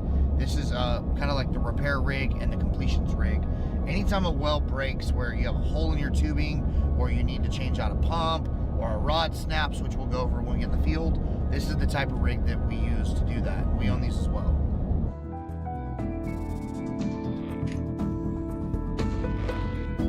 I know we need taxes to function as a country, but damn, we get overtaxed. That's a fact. That's a fact. And they got to take taxes out of their checks. So shit, that bonus is definitely healthy because the amount of hours they working plus overtime, you know they waxing their ass with taxes and medical and all that other shit. That's just a job. So what are we walking up to right here? All right, this is our production facilities. So this is also known as our tank batteries. This is where we have water, oil, and gas coming from our well out in the field. It pumps. It comes over here. It goes through a separator. It separates. Now, the way that these tanks work is water is the heaviest. It sits on the bottom. But I want to talk to the owner. Yeah, let's go take a look. Come on. I want to talk to the owner. Shit. If he's not the owner, that's who I want to talk to. But I'm pretty sure he is. How's it going? It's going. You know this man? Tommy, nice to meet you. I did after last night. My son's introduced me to you. Oh, nice. Thank you. How long you been in the oil business? My whole life. When did you start? 14. 14? How old are you now? 54. Okay, so what do you do here? Basically, I 14, that's 40 years, damn. keep the lease operating. This one's a little different than your normal average old well or gas well facility. This one's it's more of a plant. They call it a water drive. Okay, so pure wet we make a lot of water. Okay, and what we do is we skim the oil off the top of it and obviously sell the oil and maintain it. Well, we put the water back down whole. So we're rotating all the product down in the earth, in other words. First of all, you have the voice of a manly man. I just want to tell you that. And then this water is basically getting recycled, so exactly it's keep right. processing the oil over and over and over. What kind of stuff do you have to know to do your job? First of all, you got to be hard-headed, not take any days off, and learn from everybody that you get around. This is just something that you learn from people over time. What does a work week look like for you? I work 7 days a week. A good week looks like 50. You got a wife? Yes. How's your work week going at home? Fine. 7 days a week is a lot. Yep. 365? Yes, sir. Wow. So let's talk about this closed loop system, right? I want you to think about. Boy, your wife be having affairs. Nigga, ain't no way you were there 365 and ain't seen your wife. The earth for a second. Out here, we've got a blanket of formation that rolls at about 5,400 feet. And in that formation, there's a lot of water. Water is the heaviest. It sits on the bottom. Oil floats on top and gas goes to the cap of it. That's what these big separators do. the water's coming through this, they're separating. Getting Oil's freaked flowing down. over and going to the oil tank. Water's going and getting disposed back into the well. Simply by density, it's settling in its natural state. Correct. So what we're doing is we are extracting the water, oil, and gas out of one well. We're ripping the oil out of it, and then we're injecting the water back into the same formation through another well. That way we keep the fluid level high. Most of our fresh water is 1,200 feet or shallower in these wells, and we're down, 5,000 to 6,000 feet. It still blows my mind how deep in the earth you gotta go to get this stuff. I mean, people are gonna watch this video and say, man, 5,000 feet ain't nothing. There's wells 25, 30,000 feet. They just drilled 32, 33,000 feet in Louisiana. So we're gonna go over here. We're gonna take a look at a pump jack. We're gonna get some gas to it. We're gonna fire it up. How deep is the earth, man? Perfect. Okay, so we're getting ready to go up on our tank batteries. This is where the oil flows into after it's separated through the separator.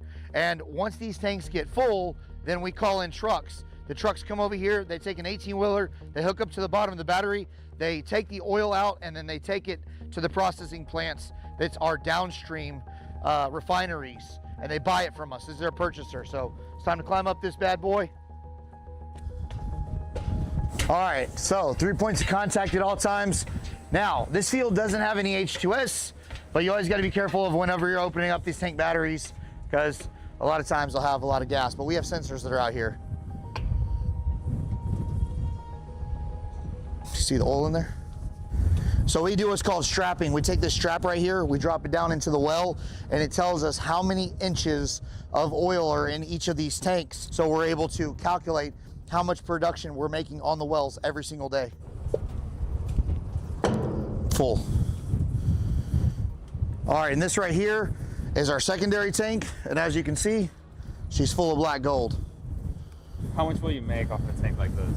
So right now, it depends on what oil shuts in at for the end of the month. Why the fuck would you dip your hand in oil, bro? What the hell? Right now, it's about $98 a barrel. So for every barrel, whenever they come, they're going to take a load. They're going to take between 155 and 165 barrels. So do 165 basically times 100, between 15 and 16 grand per load. Actually kind of create your own market and hedge right here. Think of it as this. Nigga making yikin', boy. That sells for $60 a barrel, right? And you can store X amount. You could wait a month and it could go to 100. You still have that product. What you sell it at is market value. So we've been stockpiling it till these things get full. Now oil prices jumped up. So instead of getting $60 a barrel, we're gonna get almost $100 a barrel. Yes. Makes a big difference. How long ago was it that it was $60 a barrel?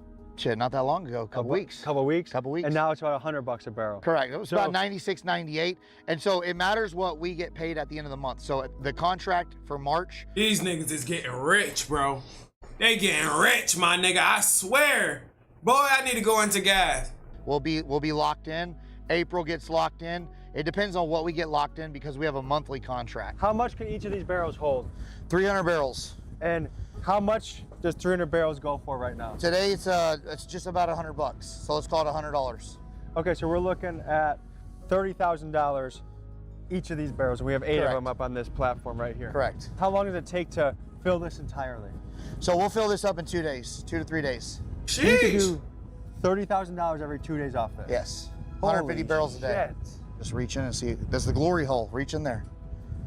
That's the fucking glory hole. Pause. Pause, fam. Wedding rings made of damn oil.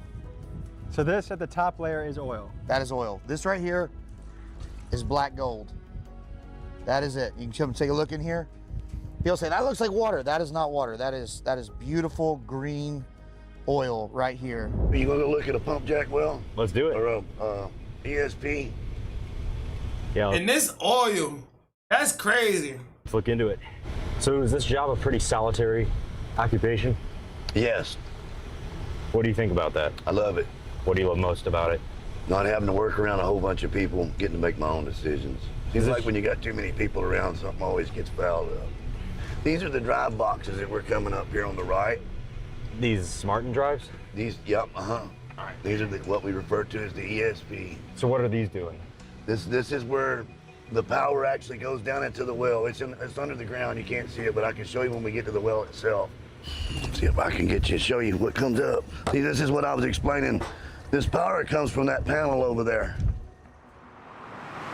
I mean, this is an industry that if someone just got offered the opportunity to manage an oil rig, I think most people would say, I don't even know where to start. I don't know where to begin. This is not an opportunity. What's the first question you ask before any job? What do I got to do? What's the pay?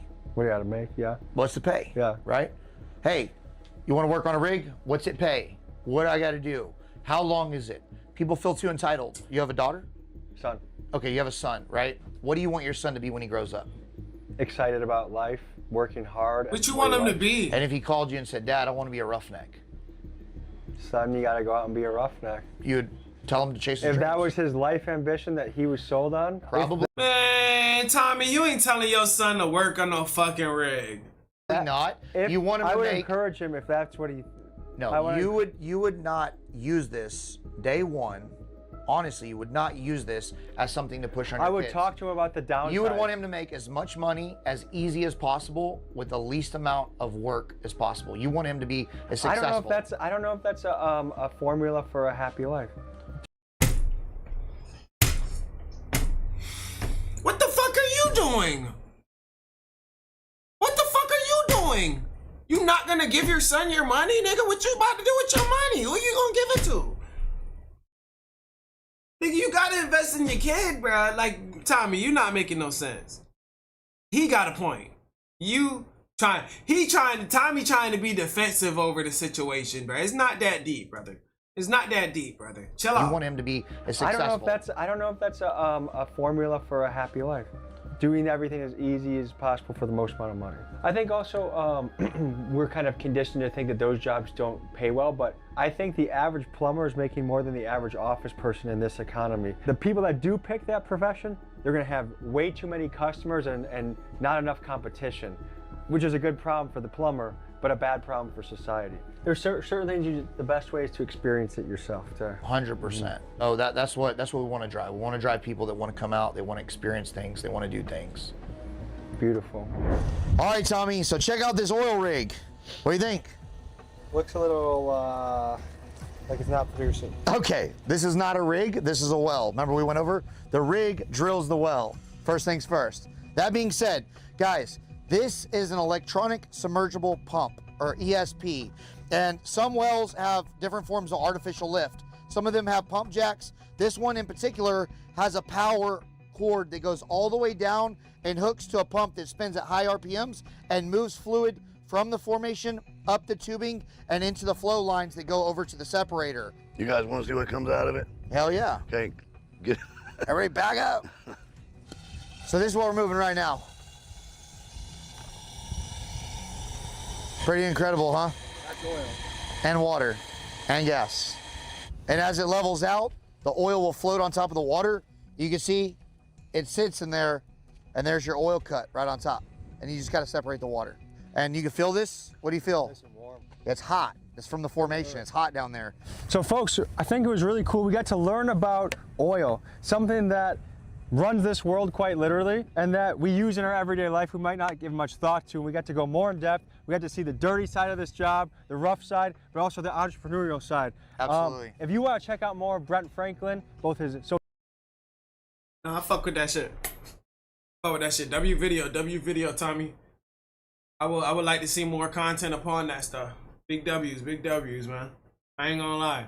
Definitely considered one of the most dangerous jobs. Not the most dangerous job, but we'll get into that later. Word, Shane. You ain't about to lie to me. You ain't about to just lie to me. They be going 30 feet in the earth, my nigga. That's crazy. How y'all feeling today? How y'all feeling right now? Everybody feeling well? Appreciate everybody in here too. I'm gonna let y'all know that y'all ready to go in this motherfucker. Y'all ready to mafia in this motherfucker. Nah, we just went crazy. All right, let's catch up on what else we got. You feeling full? What you had ate for what everybody had for dinner? Anybody had dinner, lunch? BP over there taking a nap.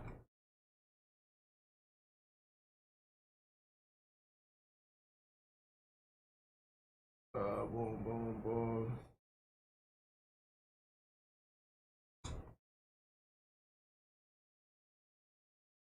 We should be good right there, right there, right there. Let's see what we got on the watch later. Oh yeah, we have an EWU, family.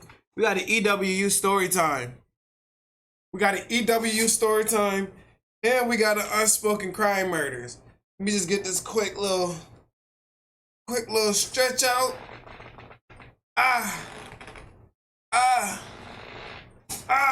There we go. Stretching is always good, always healthy. All right, so what we're gonna do is we're gonna attack these two police activities. Oh yeah, McDonald's, you dead. You definitely dead. You gonna be on that toilet. You gonna be on that toilet. Boom, boom on the toilet. Boom, boom on the toilet.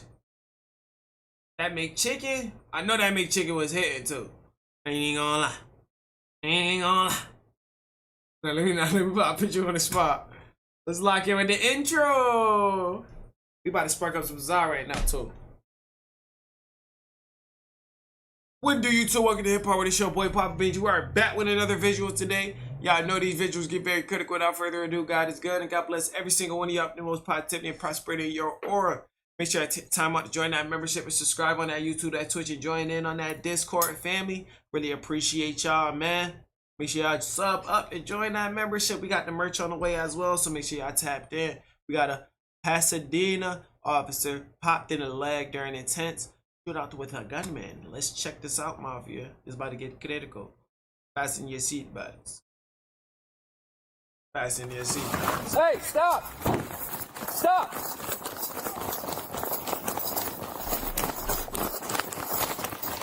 Hey, southbound Sierra Madre Villa, Delvina running across the street. Hey, stop! Hey, stop! Stop! Where is he? Stop! Oh shit! One at gunpoint. Drop the bag. Drop the bag. Same location. South Sierra Madre Villa, or North Sierra Madre Villa, running southbound. Hey, stop!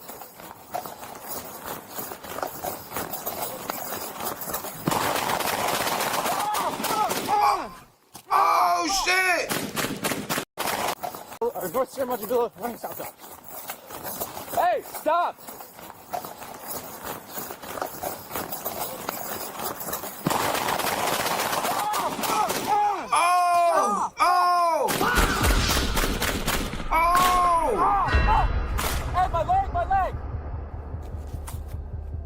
Sheesh! Officer down, officer down. Give me a tourniquet, right leg. Sheesh! Hey! Come tourniquet me, dude. Come tourniquet me. Ugh. Don't move, don't move. Maleen, come tourniquet me, dude. You got him? Yeah, I got him. My leg. I got you. Sheesh! Your leg? My right leg, right leg. Right leg. Hey! Units going north, you just passed us. You just passed us. West side of the street.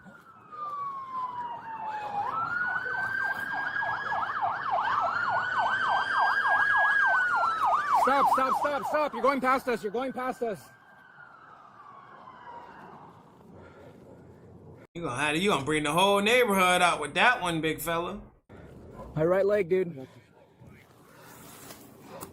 Hey, suspect's down. Bring the whole neighborhood out with that one, big fella. Sheesh! Grab him, grab him. Hey, stay with him. I got this one. I got him. Where's he at? I'm right here. Hey, don't fucking move.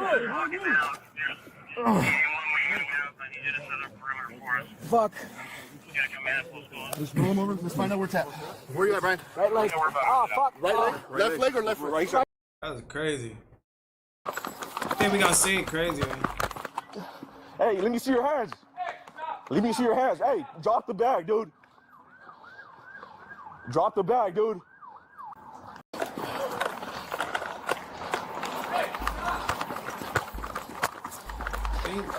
Did just one get hit, bro? Shot fired, shot fired, shot fired.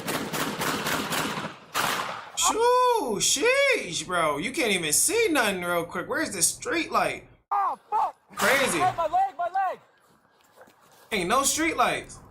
31, officer down, Give me a tourniquet, right leg. Ain't no street lights in that motherfucker. That's crazy, y'all. What the hell? What?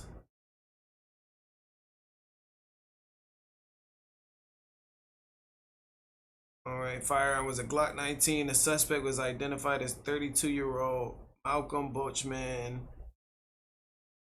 The suspect was on active parole for armed robbery.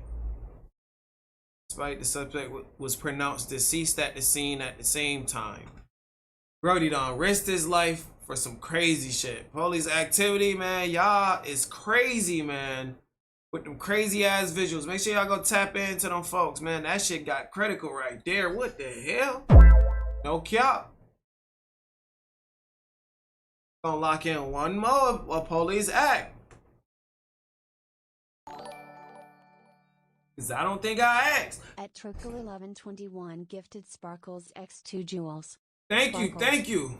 WW2 Jewels. T-Rock, man. Is it Trolls? I don't know how to pronounce it. Is it Trolls? T-Rock? Troll? How do we figure this out? How do we figure this out here?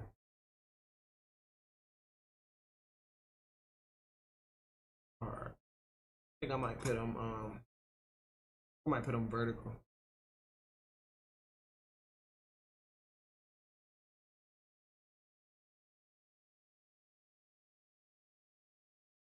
Alright, let's lock in.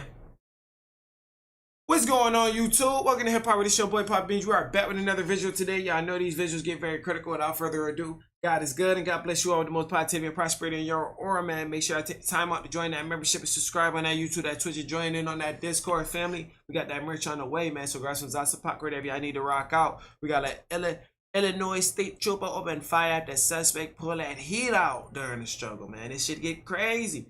T-Roy, Troy, let's get it.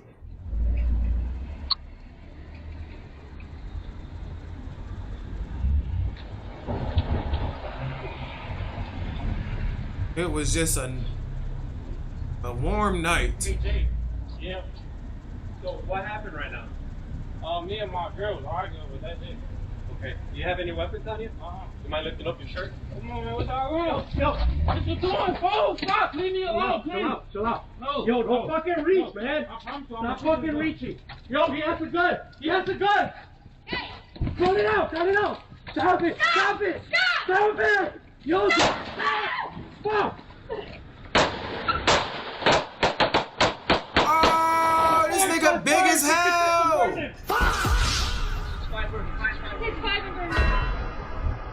Oh shit. No, I want to see no camera angles. I want to see the body cam. So what happened right now? Me and my girl arguing, but that's it. Okay. Do you have any weapons on you? You mind lifting up your shirt? Come on, man. What's all wrong? Yo. Oh, stop. Leave me alone. Chill out. No. Yo, don't fuck. Brody put that shit to his back. Don't reach, man. Stop fucking reaching. Yo, he has a gun. Stop it. Yo, stop. Oh, shit, boy. Stop firing. 65th and Vernon. Fuck, man. It's secure. You can't fucking reach it. Where is it? Where's the firearm? Right here. 6-5 running. We're secure. Damn, Brody, that shit was crazy, man. Fuck. Whoa, man. During the competition, surveillance footage appeared shows Carpenter pulling out a firearm and fired into the ground. Troopers then opened fire, striking Carpenter multiple times. Police officers rendered aid for Carpenter was transported to the hospital where he was pronounced deceased. Investigators recovered the firearm from the scene and involved troopers had since been placed on administrative status while Illinois State Police Division reviews the shooting. Carpenter's family has continued to demand accountability and full review of the evidence, with his father criticizing the level of force used, calling the incident devastating to their family. Brody, yeah, Brody put it to his back. I'm not gonna lie, that was, I don't know. Like, yeah, he had it out, bro, but shit. A back shot is never good. A good sign of fight in court. Not gonna lie. Sheesh. A lot of born stunt dummies out here. Nobody love their life anymore. Yeah, that's insane to me. That's insane to me, bro. Yeah, I'm about to go grab a popsicle out the freezer, man. Pause. You about to lock in this Explore with us. This one like 35. When a woman and her 2 children. Yeah, this one like 35 minutes.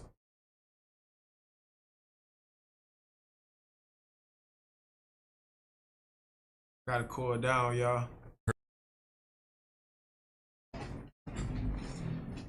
Gotta go calm down, y'all.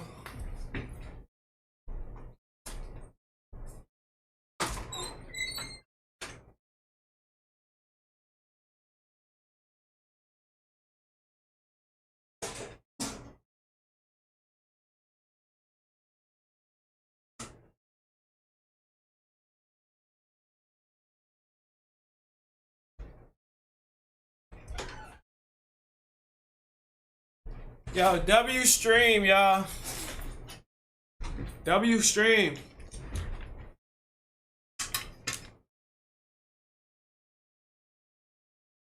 Ain't gonna lie, man. Y'all been showing out today, man.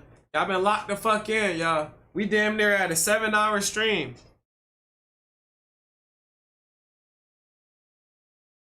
We are at a 7-hour stream.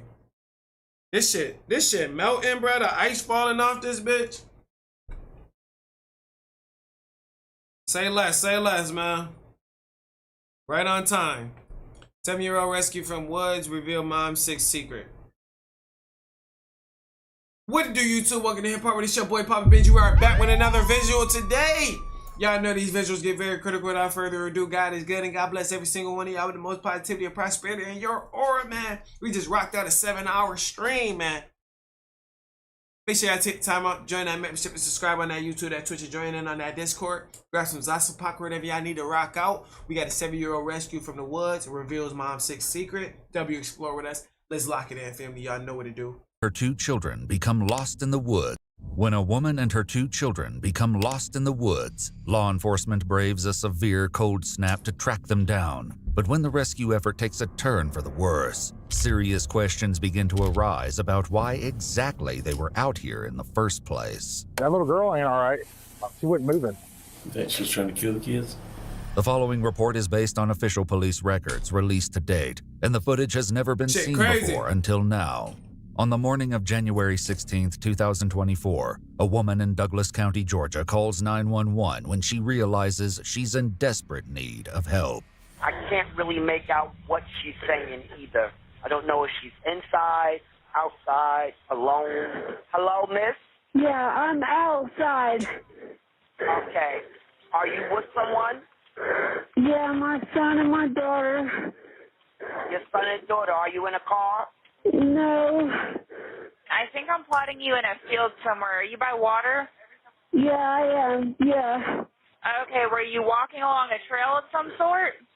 No. We were trying to get to a hotel, and the Uber dropped us off in the middle of nowhere. Okay, but it looks like you're in the woods. So did you walk into the woods, or they dropped you off in the woods? Yes, that's where he dropped us off. That doesn't make no fucking sense. If I paid for an Uber, I deserve to get to the destination I asked to get to. Fuck is you talking about? Okay, what was the name of the hotel that you were going to? No, yes, she tried to hurt him. Foxwood Suites. It was a Foxhall Resort? Yes. Foxhall Resort describes itself as a 1,000-acre playground with luxury rooms and year-round outdoor pursuits, though it's unlikely the itinerary includes being stranded in the woods overnight. A woman with 2 children, a boy and a girl. They're very small. They came in yesterday morning. I saw them. They were sitting in the lounge area for a little bit, and they spent some time in here, and then they left. They went to leave out through the back, but then changed their minds and came through the front. I never saw them again after that.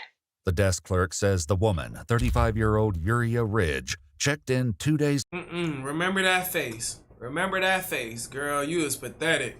You was pathetic, lady. Ago and hasn't been responding to calls from the staff. When I called the cell phone went straight to voicemail. So at that point, we were a little bit alarmed, and then I let our front desk manager know, and I guess she must have called you guys because we haven't heard anything. She's calling from the woods. They're not big kids, they're small. So to stay out overnight with these number of temperatures, I'm just a little concerned about that. Right, exactly. Because when I came in this morning at 7, it was pouring. A winter storm warning was in effect throughout the night, and the temperatures were around 20 degrees Fahrenheit. In a race against these dangerous conditions, the police begin their search while dispatch keeps Yuria on the line. I'm about to hit the siren. I'm over here by where she's staying at.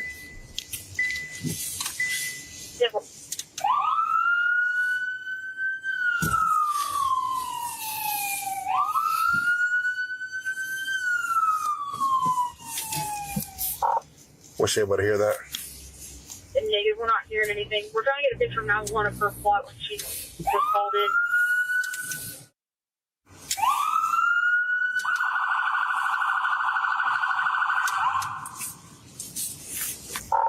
She's not hearing it. Negative, she hears you. Stay where you're at.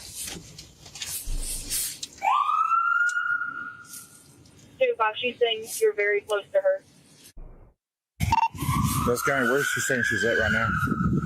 She ended up walking away from the sirens. We're trying to get her to turn back around. The deputies go to Yuria's room looking for a clue to her whereabouts.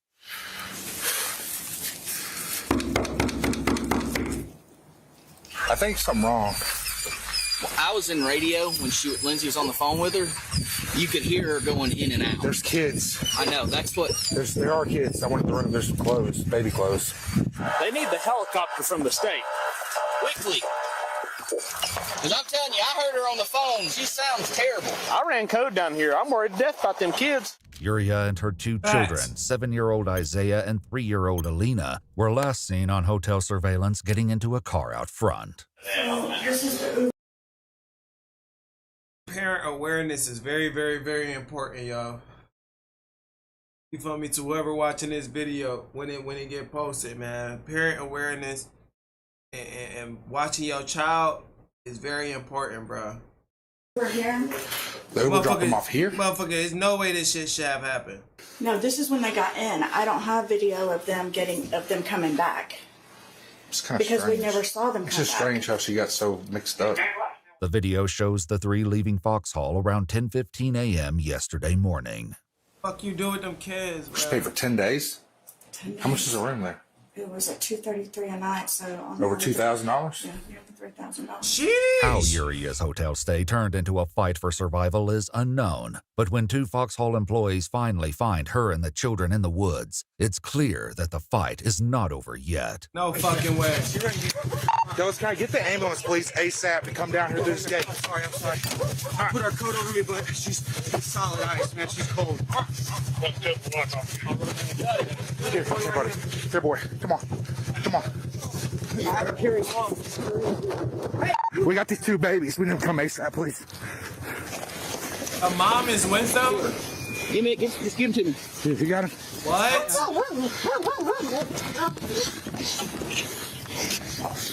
She okay? We're coming back. They found the kids. The children are taken to the ambulance, where the medics will have their work cut out for them. She's the worst. She's the worst, yeah. Oh, man. She's gonna be okay. Nice. She's up the hill. What do you need help with? Hot packs. Get them in her fits and her crying. That's fucked up. That got me pissed the fuck off, bro. That pissed me the fuck off, bro. Let's hope these kids are fine. Yeah, ain't looking for a blanket. You okay? Shut that door so we can try to maintain as much heat as possible. Cold is not good. Not a good sign. We stripped his clothes off. Yeah, he's stripped. Yeah, he's stripped off. All right, strip them naked. Here, if you want to shake, he's trying to get them warmer. Okay. Yeah, I'm gonna put them on my feet. Dude, I don't know. How the f you got your kids out here full? Yuria herself sits in the back of a police car, trying to warm up. The fuck did you do? Lift your feet up.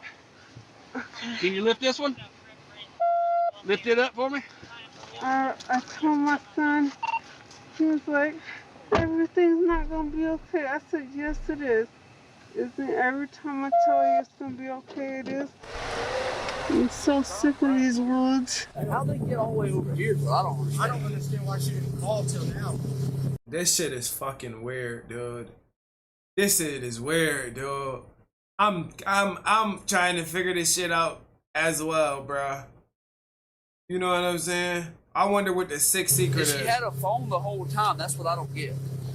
Facts. My daughter was Facts. Facts. You had your phone the whole time, so what the fuck was taking you so long? crying. Dude, that little girl ain't all right. She wasn't moving. We're gonna put you on this gurney out here, okay? A gurney? It's the ambulance bed, so we can get you to the ambulance, okay? Can you tell me your name again? Yuria Ridge. All right, grab around my neck like you did last time. Okay. Hold on. Hey. 3-year-old's critical. She's already been transported. Who dropped you off? Over. They just dropped you off in the middle of the woods? Yeah. What's your sister's name? Aaliyah? Okay. Alina? Okay. Alina. She's gonna be fine. Do you know if Alina has any medical problems there? Does Alina have any medical problems? Does she have asthma or anything? You think she has asthma? Okay. Okay. We got a little bit of response. I'll take that. Well, I'm gonna take you to my car. Okay. Cameraman, do something. No cap. Lay down? Yeah. All right, we're gonna lay you down. Okay. My bones feel weak. His bones feel weak. He was having a hard time walking. And also I have a sore throat and runny nose. Police will later discover that both Isaiah and his sister had been sick with the flu in recent days. Oh my a fact goodness. that makes Alina's current condition all the more concerning. Oh my lord. Where did you say you found her face down at? She's face down, I think, right here. Okay. All right, just back up just a little bit. No, you're fine. Yeah. I thought she was dead when I got here. Honestly, her eyes were wide open. She wasn't moving. Okay. The mom was curled up in fetal position right there. Was she high? Did she get high outside? Like what was you trying to do, lady? By her phone, or kind of sitting. No, out, that's the mother in the knees cop to her car. chest, and the son was standing right here by that stuff with his hands in his pockets. Okay. They all smelled like, you know, they urined on themselves. The little girl especially. Ain't no Uber driver gonna just drop her off in the woods. Man, exactly. Unless you had a ride somewhere. Exactly, bro. Like you gotta miss me with that bullshit. And then she started acting up in the car, and he pushed him out, or just pushed him out, or just got him out of the car. Bruh, nigga, nobody driving this way to get anybody home. Like, it's a crazy world. I mean, Alina's condition has some of the deputies wondering how this happened to begin with. I don't think that 3-year-old's gonna make it. Don't It's say already that. unresponsive now. Don't say that. I'm sorry. In the middle of the night, and knowing it's cold and it's gonna get colder, I wouldn't be laying down and sitting still. I'd be finding my way out. Do you remember that case? who is it? That's what I'm thinking. Susan Smith. You think she's trying to kill the kids? Yuria and the children are transported to the hospital, where Isaiah is listed in critical condition with a body temperature of 93.3. Oh Alina's my. temperature is so low it doesn't Damn. register on the thermometer. 3 to 4-year-old female who's been out in the woods since last night. While doctors and nurses try to save Alina, Isaiah gets a delivery. Hey, buddy. We got your food for you. Yeah. You ready? Want your nuggets? I got some nuggets, barbecue, Chick-fil-A? fries, and mac and cheese. You eat and get better, okay? Chick-fil-A? All right? All right, little man. Got little Brody Chick-fil-A? Let's fucking go. Let's Tragically, fucking it's go. beginning to look like his sister will make no such recovery. Come on, bro. Come on. Let's go, let's go, let's go. Are we going to continue CPR? Yep. But the doctors finally make the call at 2:45 p.m., and Alina is pronounced dead at the age of 3. I'm sorry.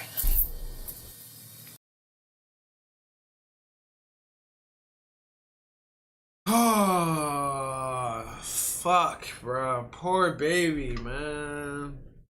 That's so horrible. That's so horrible. Oh my gosh. Oh my gosh. The only person that's gonna be responsible is the mom. The heartbreaking news is first delivered to Alina's grandparents. We worked on her for over That's an fucked hour up. and 40 minutes and we could not get her back. I'm so sorry she did die. Okay. Same reason we watch everything else. We took good care of her. We did everything we could. We really did. We just could not get her heart. We did too. I know. You know. Yeah, this shit fucked up. I ain't gonna lie. You would like to This see it's a new EWO. You guys back. EWU. No. Take your time. But there's one more person to notify. Yuria. When your daughter came in, and her temperature was very low. Okay? It was so low that we couldn't even get a reading on what her temperature was. And did everything we could, but we could not get her heart started back. Okay, your daughter died.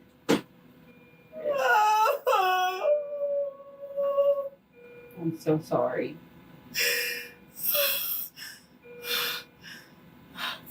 Okay. The doctor stays to ask a few questions. Do you remember where you were last night when Okay. Okay, that's it? you called? Yeah, we were in the woods. And when you got out of the over and you realized you were at the wrong place, did you call them back or did you call? Yeah. Did anyone come? No. Did you call any of your relatives, parents, or anything like that? Mm-hmm. And still no one came? Lying. You're a liar. Stop lying. 3:00 in the morning. 2 of her friends say they received Facebook messages last night saying, "Can you please Uber to Foxwood Suites, our Uber to the wrong place?" Neither of them responded, with one telling police she didn't know what it meant. Oh my God. Is she dead ass? I don't think an Uber really did that though, bro. Okay. I'm not going for I know that. I just gave you a lot. I'm so sorry. But with this incident resulting in the death of a young girl, many more questions remain. So to get you kind of caught up, the 7-year-old told Melinda that they went to mom's work last night. He hasn't eaten in a couple days. We have history of them twice in this last weekend. And I only think the 7-year-old survived because the 7-year-old was a little older. One of the times they thought that she was trying to burn the house down. They couldn't prove anything. Kids seemed okay. That's fucked up. She was smoking marijuana in her room with them. Said she was going to get an apartment. And then they booked 10 days at Foxhall. Both Yuria and Isaiah stay in the hospital for several days as their health is monitored. In the meantime, a detective speaks to the people Yuria has been living with in recent years, her parents. We're just trying to understand what could have possibly been happening for Uriah to have them babies out in this cold like that. She's got this long history of alcohol abuse. No, not alcohol. That's the reason she came here from Kansas. When was that? It's been about 4 years. Okay. Here recently, she's kind of accelerated. We think there's other drugs involved. Well, we know there's marijuana. She was smoking it in the house, and we tell her not to. But this is far from the most distressing behavior they've seen from their daughter recently. Marijuana is not the reason. Marijuana is not the reason. For our lockbox, she tried to get the gun. I had to fight her off of the lockbox, and then she told the officer when the officer got here that it was her gun. She threatened to kill us, threatening to burn us, and just. Have there been any mental health issues? Mental health issues, yes, sir. Yes. Anything diagnosed that you know of? No. We think this is a new thing for her. Police reports show that the Douglas County Sheriff's Office was out at the Ridges home on both the 13th and the 14th, the latter being the day she would check into Foxhall with her children. She threw all of our stuff in the tub. We got pictures. She emptied the vacuum cleaners in our beds and all of our bath stuff. She threw them all in the toilet stools, not flooded, but filled all the products in there. His insulin pens, the Xbox, put it in the tub, filled the tub full of water. And this is while was the police here? They did not believe us at all. At all. They kept saying, well, because we told them she was upstairs smoking with the kids in the room. And he said, smells like seasonings to me. Before Uriah left for Foxhall, her parents say she sent them one last message. What about was that she left, you think? I can look on the security thing because she unplugged the security thing and set a log on fire. She told us she was going to burn us up. Uriah is released from the hospital on the 19th, 3 days after she was admitted. This hoe look crazy as fuck, y'all. This hoe look crazy as fuck. Feeling better? Much better, yeah. I'm ready to go get my son. Should have called CPS. That moment may be delayed because Uriah has been arrested on possession of marijuana, which investigators found in her clothes out in the woods. Whether or not more charges are added could depend greatly on how this interview goes, and Uriah has already given the deputies cause for concern. Alright, you got out this cup. Come on. They're gonna take it off when we get in there. Let's start back. Fuck, you slipped out the cuffs. So I read in the reports that you had a couple, problems with your parents this weekend. Is that right? Yeah. What's going on with that? My parents and my sister are all ganging up on me. What do you mean ganging up on you? My sister kept picking me up and slamming me on the hardwood floor and picking me up and slamming me. And my dad didn't like me talking about his infidelity, so he... Talking about what? His infidelity. Oh. So he choked me to the bed. My mom, she just kept pushing me against the refrigerator, banging my head on the marble, chasing me with a knife and a blowtorch. A blowtorch? Yeah, she burned me. I had a big bubble up on here. She burnt herself. This bitch. I know this bitch ain't come. I ain't know this bitch ain't open her mouth and say some bullshit like that. I know she just open her mouth up and say some bullshit like that, bro. So now your parents just going around terrorizing you now, right? This lady don't even look like she built to do something like that. Even the father. Like, let's be serious. Herself drunk, just had a big burn. And so I stopped her from cooking. Did you call the police about any of those incidents? No, I'm going to when I leave here. As the interview turns to what happened at Foxhall, Uriah struggles to tell the story. You gotta tell me how you got in the woods. I Ubered to the woods. I Ubered? I told you I Ubered to the woods. He dropped us off in the wrong place. Ubered from where, though? From our hotel. So an Uber picked you up from your hotel and took you to the back of the complex and dropped you off in the woods? Right. For what reason? Because I had been at work and was trying to get back to my hotel, but it took us to the woods, and it looked like the other place, but it wasn't.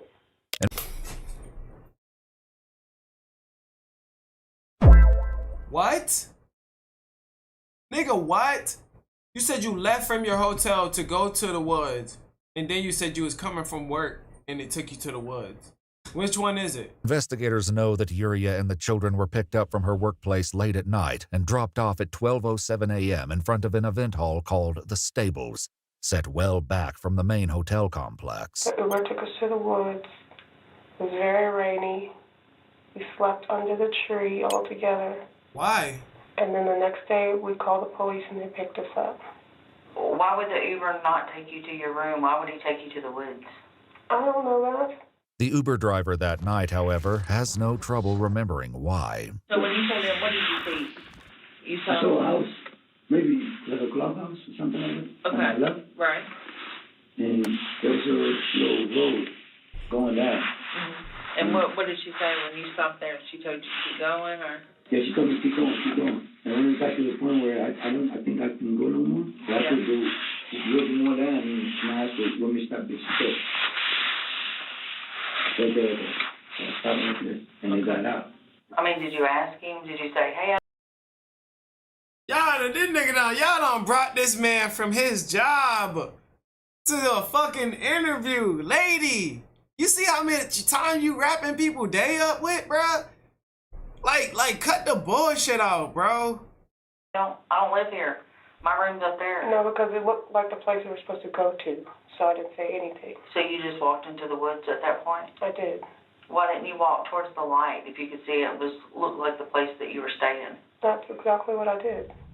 When a lieutenant on the case was later asked if Yuria might have been trying to get to the main hotel complex by walking through the woods, he said, no, not in the direction she went. Even in the dark, even in the deepest, darkest spot of the property, you're still not that far of a walk from the street lights that go up and down. They got street lights from almost the front of the property to the back. Isaiah has his own recollections of that night. As we get out the car, as we're trying to find our hotel, we get lost in the middle of the night. My mom looks at her phone. It's 2:10. It's way past our bedtime. Because we're supposed to go to sleep at 9:30. It's already 2:10. So we find a tree, go to sleep under that tree, and then it starts raining on us. We walked for miles trying to find the entrance. This bitch is fucking trifling. Throw her ass in prison. Throw her ass in prison, bruh. Like somebody need to take her inside the room and spend 5 minutes with her. That's it. And then finally we laid under a tree because it was real rainy. Right. And we went to dumbest shit you can fucking do, man. bed. Okay. Was your kids crying? Were they upset? Yeah, they were tired. They were What were they saying to you? I want to go to sleep. I'm going to lay down. And what were you saying back to them? I said, okay, let's find some shelter under a tree and let's lay down. Did you have any food or... That shit give me chills seeing that baby like that, bro. That shit give me chills. That was a cute baby right there, y'all. I'm not gonna lie, bro. Water out there? I had water. Shit. And we had coats and stuff covering us, hoodies and jackets, double jackets. Okay. So all of y'all had on jackets? Like real warm winter jackets? I gotta smoke, bro. I gotta smoke. 20 degrees. Okay. We're all huddled together though. I had my arms around them. Did you fall asleep at all? No, not at all. Yuria says she passed the time making friends with the local wildlife. It was way too cold and this mole kept trying to lay on me. Oh, he did? A mole. What's that, like a little animal? Yeah. Was it like friendly or? Yeah, he lay in my pocket and then he tried to put his little face right here. Oh, wow. I made him a little bed out of, You're fucking slow. You need some fucking help. leaves and put him there and put some paper towels on him and he went to sleep. We were both crying. Most of you guys stopped crying. You're making me kind of sad. Did your sister say anything? Yeah, she kept saying I'm scared. When you guys woke up, what did you wake up to? The rain had stopped. It was still pretty cold. Not as cold. Maybe about 40 degrees. And then we called the police. Yuria's 911 call came in at 11:46 a.m., approximately 11 hours after the Uber dropped them off. And what were terrible your children doing at this point? Nothing. Just sitting there waiting on the police with me. So your son was talking? Your daughter was talking? She was asleep. She was asleep? Okay. But you checked on her. You made sure she was okay? Yeah. And she was asleep? Okay. What made you finally decide, you know what, I should call 911 at this point? Because we didn't have nowhere else to go. You know, we were too sleepy the night before, and it crossed my mind. I was so tired. Right. So what happened to that little animal that you had on you? When we woke up, he came up and nudged me and said bye, and he took off. He said bye? Yeah. Bitch, you're high off something else more than weed and alcohol. That's what you took. He actually talked to you, or he nudged me, yeah. When you guys woke up the next day, did your sister say anything? No. No. She couldn't get up. The medics who treated Alina at the scene remember exactly how she looked. The 3-year-old had a vacant stare. Her eyes were open and fixed with pupils dilated, making little to no sound. Her clothes were wet and freezing. It is by far the coldest person I have ever touched. Self-recorded videos show Alina and Isaiah in better times. Now, it's just going to be another minute of me screaming. Are you freaking heck? Where are you? I want to go and do it.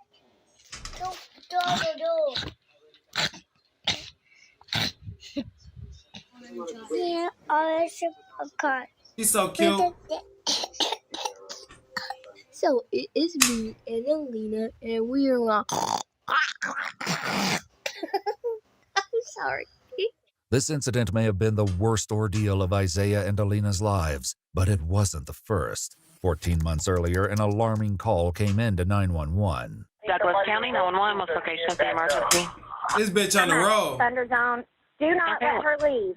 What's going on there? We got a lady that is super, super drunk. Her little baby came and told us his mom was drunk and they needed help. I don't know how they're trying to leave, but now she's trying to leave. She can barely walk. It's a horrible situation. Do you have her kids? Where are the kids at? Okay. Hey, darling. This bitch in the fucking, she's in somewhere intoxicated, bruh. She is terrible. Oh my lord. You gotta have your kids go get help. That's when you know you unresponsible, bruh. Like, bruh, belt her ass, bruh. Belt her ass. Hey, I'm Officer Reyes, Douglasville Police Department. What's going on today? What's going on? Drunk as fuck. I don't need a warrant. You're not under arrest right now. So, I'm trying to ask you what's going on today. Okay. What? Watch her. Who's the manager that saw everything? You? Okay. She's in the table. Where's your kid? Where are kids? Taps on one of the party guests that's at the party next to him and says, I need help. My mom is drunk. She's literally at the table like this. Okay. So finally we get her to come to a little bit and I asked her, hey, how did you get here? Did you drive? She says, no, I got dropped off.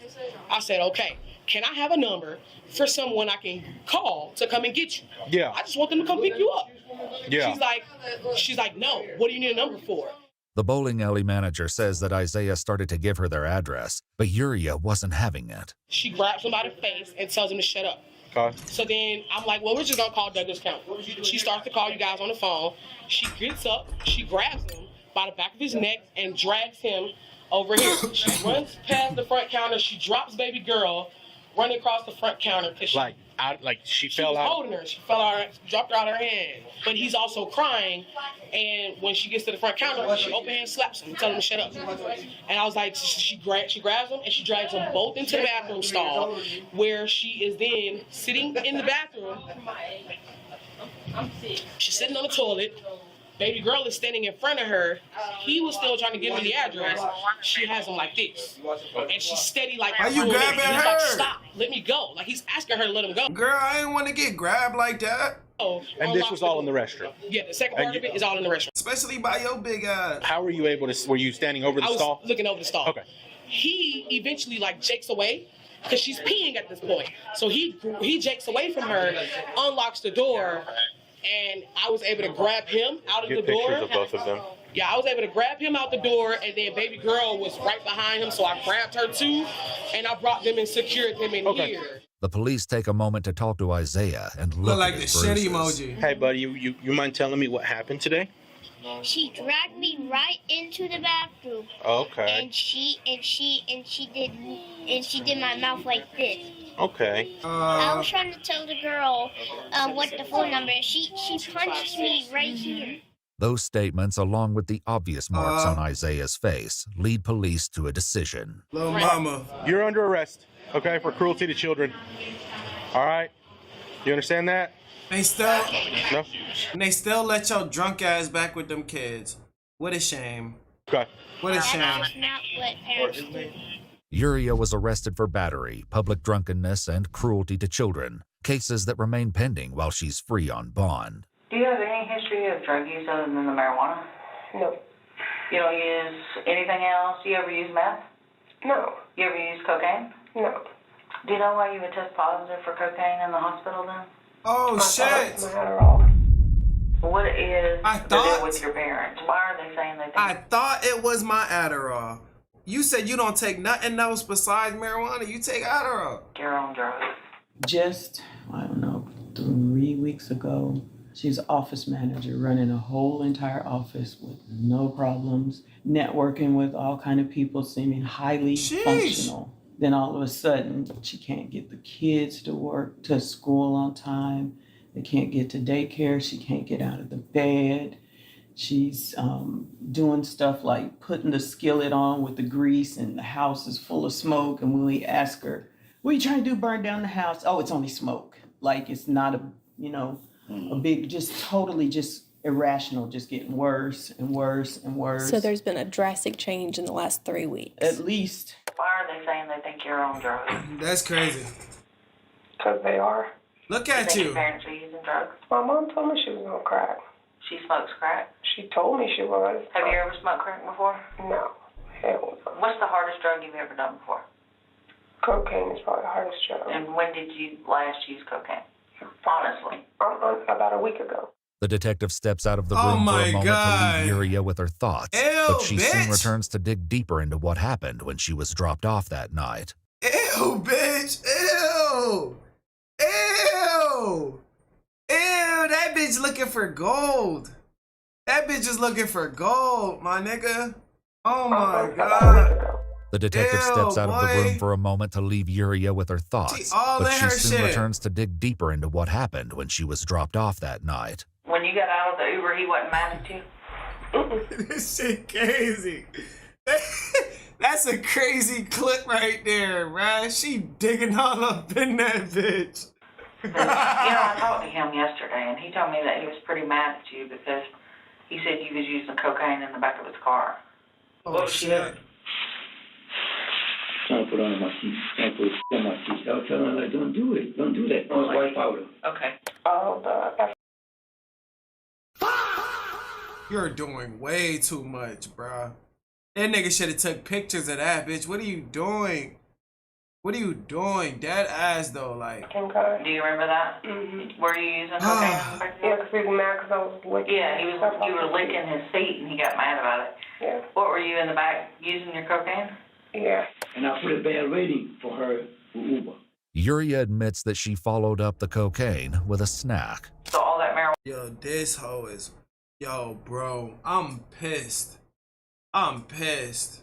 One is yours, and then the last time you used that was when? I didn't have a lighter, so I just ate some that night. You ate marijuana? Mm-hmm. You usually do that? Yeah. I put in brownies and stuff, too. Okay. You dumb as hell. That's some dumb shit, bruh. That's not the same effect. That's not the same effect, bruh. Oh, let me just take a bud out and eat it.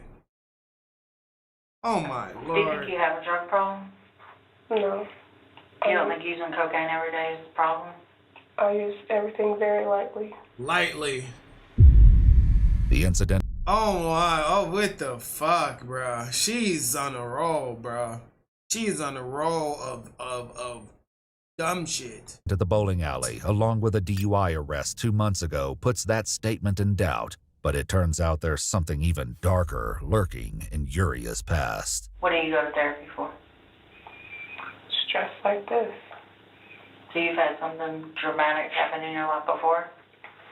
Yeah, I was watching my friend's baby, and he was asleep on his belly, and he died. 6 years my earlier, Lord. on December 4th, 2018, You fucking terrible. You're fucking terrible. Yuria was asked to look after her friend's 7-month-old baby. Yeah, I had dropped him off to babysit her. She was my sister's best friend. Oh, that's how you knew her? That's how I knew her. Okay. And I need a babysitter for my son. Sure. Sister's best friend. Bruh. And I'm not going, and I can't be mad at the mom. I can't be mad at the mom. It be hard. It be hard being a single mom sometimes. And you looking for a babysitter and stuff, and them kids driving you crazy and shit, bruh. Like, I ain't mad at her, but Like, yo, you definitely should have had more better interest than who you brought your kid to, and especially a 7-month-old baby now. Now you know that baby is too fragile. You know what I mean? So it's like, yo, you gotta hold it down until that baby get up to par. I had dropped her off that day. He was perfectly fine. But later in the day, she got a call from Uriah telling her that medics were at the house. Her baby wasn't breathing. They told me that I needed to come, but at that time I didn't know that my son was, was dead. So my original thing that I was told was she had put my baby down for a nap, and she didn't. She was still woke. She was up doing laundry is what she told officers. But then when I got the autopsy back, I was told that she was asleep. I guess it was no foul play or something that they could tell, and they just ruled it as SIDS. But if he could lift his head, turn over, crawl, sit up. So SIDS didn't make sense. Sudden infant death syndrome. Hell nah.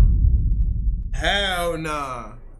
Hell nah. Yeah, this is the lady. All right, this is the lady baby that's on the phone that's talking right now. This the lady. She killed her baby that's talking on the phone right now. I just learned about that shit too. That's insane. Sense to me. Right. I learn something every day. Try to pursue the case on this or shit, anything. bro. This shit crazy. They told me that there was no case. Are you and her still friends? She don't talk to me no more. No. Because of that incident? Mm-hmm. So she blames you for it? Yeah, even though they did autopsy and the police came and investigated and, said it wasn't my fault, she don't care. So they dismissed the case and said it was an accident? Yeah. This time around, things might be different. He told me that he's the one that covered up your daughter with some leaves trying to keep her warm. Mm-hmm. Do you remember that? Mm-hmm. That I never knew about Did that. you help do that at all? Yeah. Do you think your actions of you using drugs is what killed your daughter? No, because... Be honest with me. I am. Because you obviously have a drug problem, right? Sure. I mean, you do. But I don't think that because my daughter was alive. She was not alive. She was gone. When we got there, we did the best we could. We tried to revive her. Do you understand that she was dead? I'm saying when she got in the car, she was didn't not even dead. register on the thermometer. Okay. When they got her to the hospital because she was so cold. When we got in the car, she was alive. If you had her covered up with that jacket, I did. She wouldn't have been as cold as she was. Well, I did. You didn't? Yes, I did. You can't tell me I made that up. Yeah. I held my baby all night long. She was wet. We were all wet and Everything cold. she had on was a little bitty Mickey Mouse hoodie. Her clothes were soaking wet. We all were. You're arguing? She was face down when they found her. Yeah. Face down with mud on her face. Mm-hmm. Do you understand that? I do. Yeah. And you act like you don't even care. I'm her mother. Of course I care. Well, you don't act like it. Well, you're wrong. And you're all confused about your dates and times because you were high on drugs, right? Mm-hmm. You're saying yes? Yep. And you being high on drugs is a direct impact of what happened to your daughter. Yep. I'm getting some help. You'll get some help, bitch. It's too late. Okay. Let's go get ready to go back, okay? Dumbass. I'm going to take you down to bookend. You might be facing some additional charges. I'll just let you know that. Indeed, 5 short days later, Uriah is charged with several serious crimes. In a statement, the Douglas County District Attorney said, "We hope that others will avoid the toxic mix of drugs, alcohol, and indifference that led to this great loss." Yes, Lord. In October yes, Lord. 2024, Uriah Ridge pled guilty to 2 felony counts of cruelty to children, 1 count of possession of a Schedule II controlled substance, 1 misdemeanor count of marijuana possession, and 1 count of public drunkenness. A mix of charges from not only that night in the woods, but from the 2022 bowling alley incident as well. Well, you're a good big brother for taking care of your sister, man. You're super brave, man. I'm proud of you, okay? Baby girl, you are an absolute princess, and I love your beads, baby. They are so pretty, and I love your earrings, okay? It was that 3-year-old girl's death from hypothermia that That shit fucked up, bro. I'm not gonna lie. led to Uriah's most serious charge, murder. She pled guilty to that as well and was sentenced to life in prison. Let's go. According to police records, 7-year-old Isaiah, whose name has been changed throughout this video to protect his identity, was placed in the temporary care of his grandparents while his father applied for permanent custody. Watch our full video. Where the fuck was the father at? Where the fuck the father was at? Thank you for the father for at least stepping up and coming out. I don't know where he was at, but thank the Lord that the father is there. Do good with that child, man. That child been through so much. That child is never gonna forget this shit. Boy, mama, you gotta do life in prison. Don't be asking to call that boy. Don't be asking to talk to that boy on the phone. After what you done did, I don't think he ever want to talk to you again. I don't give a fuck how young he is. He ain't gonna never want to talk to you again. Boy, that's gonna hit him when he in his 20s. You know what I'm saying? That shit's real, bro. That shit hurt, bro. His little sister, like, damn, rest in peace to little mama as well, bro. That shit is insane. Condolences to that family as well, too. That was a serious toxic one right there. I ain't even gonna lie. That definitely hit me. Hit me at the heart, no cap. Parents, while his father applied for permanent custody. Watch our full video. Oh yeah, we good. That shit is crazy as fuck, fam.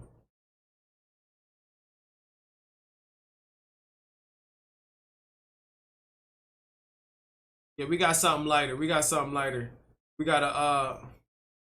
no. We got a business owner gets himself and all his customers arrested. Okay, everyone. That one was toxic. That one was toxic, but it was a new one we had to get through, y'all. So I hope y'all understand. I've been drinking all this water and shit, so let's lock the fuck in. I gotta run to the bathroom real quick. Give me like 10 seconds. That one was crazy, I ain't gonna lie. Who all still here? I know Justin here. Who all here?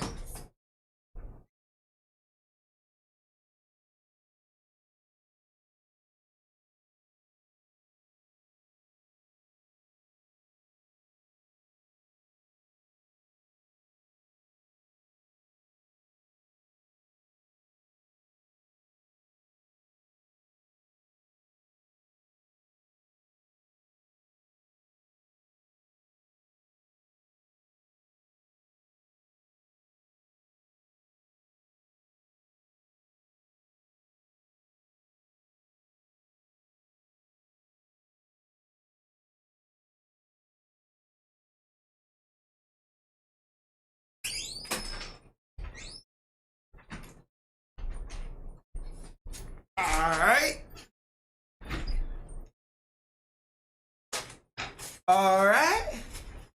Benji, control your bladder. I drunk like 2 full bottles of water. I'm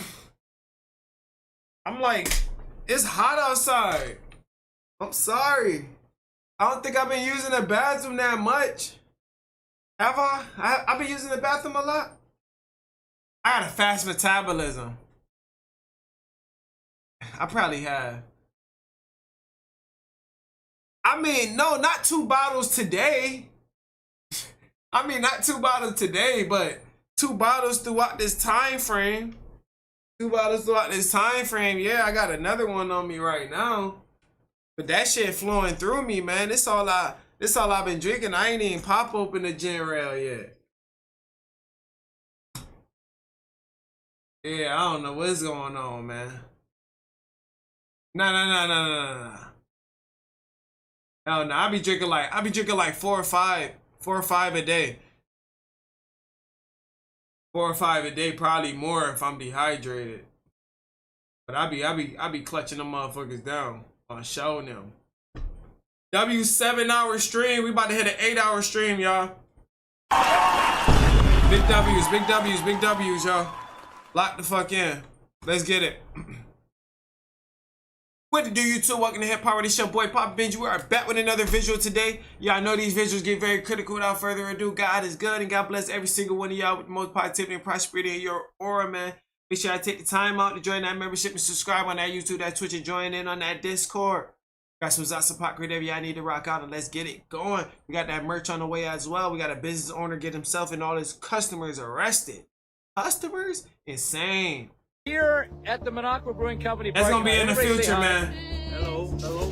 And there is there's a police force around our place right now. Let's take a look at this gentleman over here. This is Kirk, a man known throughout Minocqua for all the wrong reasons. And today is yet another day that he locks horns with his longtime enemy, Greg. But unlike the other times, today is going to end differently.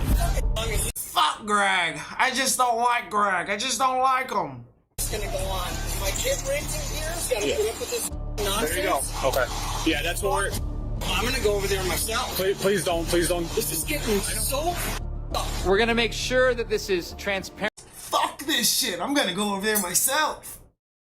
Nigga got his neck veins popping the fuck out. But chill out, Pops. We'll handle it, bro. And public, because we don't trust the federal government anymore. You're part of a very big live stream at the moment, because unfortunately, you may be great guys, but your president and your regime is not. Who the fuck is... The chaos bro. You own one business, bro. Sit your ass down. Around 5:20 Anthony, p.m. what on it the do? evening of June 27th, 2025, after Greg Walker, the owner of Lakewood Times, calls the police in Minocqua, Wisconsin, following yet another dispute with the owner of a neighboring business, Minocqua Brewing Company's 48-year-old Kirk Bankstaff. That nigga For drunk. the responding officer, That nigga drunk all beers. this feud is nothing new, but he doesn't yet realize that this time Kirk isn't alone. Bankstead's over there in the thing. You see the woman in red, the guy in green. So I walk out and they say, "Hey, Walker, f you fucking asshole." Woo, he's scary. The police department or the sheriff, you thin-skinned motherfucker. They're all over there. They're antagonizing me. Now he... Thin-skinned motherfucker? A thin skin? What? Is that an insult? He has a criminal thing going on. There's bail here and everything. We're witnesses to a crime on him right now. Okay. Was he yelling or just the No, people? him. He started the whole thing. It was all Bankstead the whole time. Now it looks like he ran out of there. He tried to run away. That person, those people right there, that woman in the red, the guy in the green, the blonde, the guy holding his beer up, see how they're antagonizing me? All of them. Okay. Every one of them should be written a disorderly conduct, because I have every right to come to my building and not be harassed by a bunch of drunk people. Okay. Did they come onto your property at all? Okay.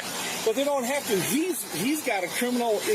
We have a case right now, criminal defamation case. Right. Here he comes. Okay. There he is. I'll talk to you in a minute. There he is. That's what he's been doing the whole time. And Here's that guy the right there story. that just walked out, the big guy in the green, him too. Okay. Yep. They should all get to see how they're filming it and everything, and it's beautiful. Hopefully it gets put on Facebook. I'm sure it's being live stream right now. Yeah. So. Okay. Yep. Sounds good. But we have a case, so I know the sheriff. I called the sheriff. He's already looking at disorderly conduct and bail jumping. Okay. Talk to the good. district attorney. Okay. Sounds good. I'm going to go pull up that stuff, and then I'm going to go over there, and I'm going to talk to them, okay? Is this going to go on? My kid renting here has got to put up with this nonsense. There you go. Okay. Yeah, that's what... This. I'm going to go over there myself. Please don't. This is getting so... I understand your anger. That's why I'm here. It's like this wild animal over here, you know? Did she hear? Did she hear him? Oh, she heard. She called the police already earlier. What the hell are you guys doing? Just please don't go over there, okay? I'm going to go over there and talk to them, but don't... You're not going to do any good. Well, I don't want you going over there and getting you called in. This is 3-hour parking. They're parked here all day long. It just goes on and on in this liberal bullshit. Scott, thank God. If your daughter heard anything, I need that. Okay, she was gonna walk over. Yeah, he protected his daughter, y'all.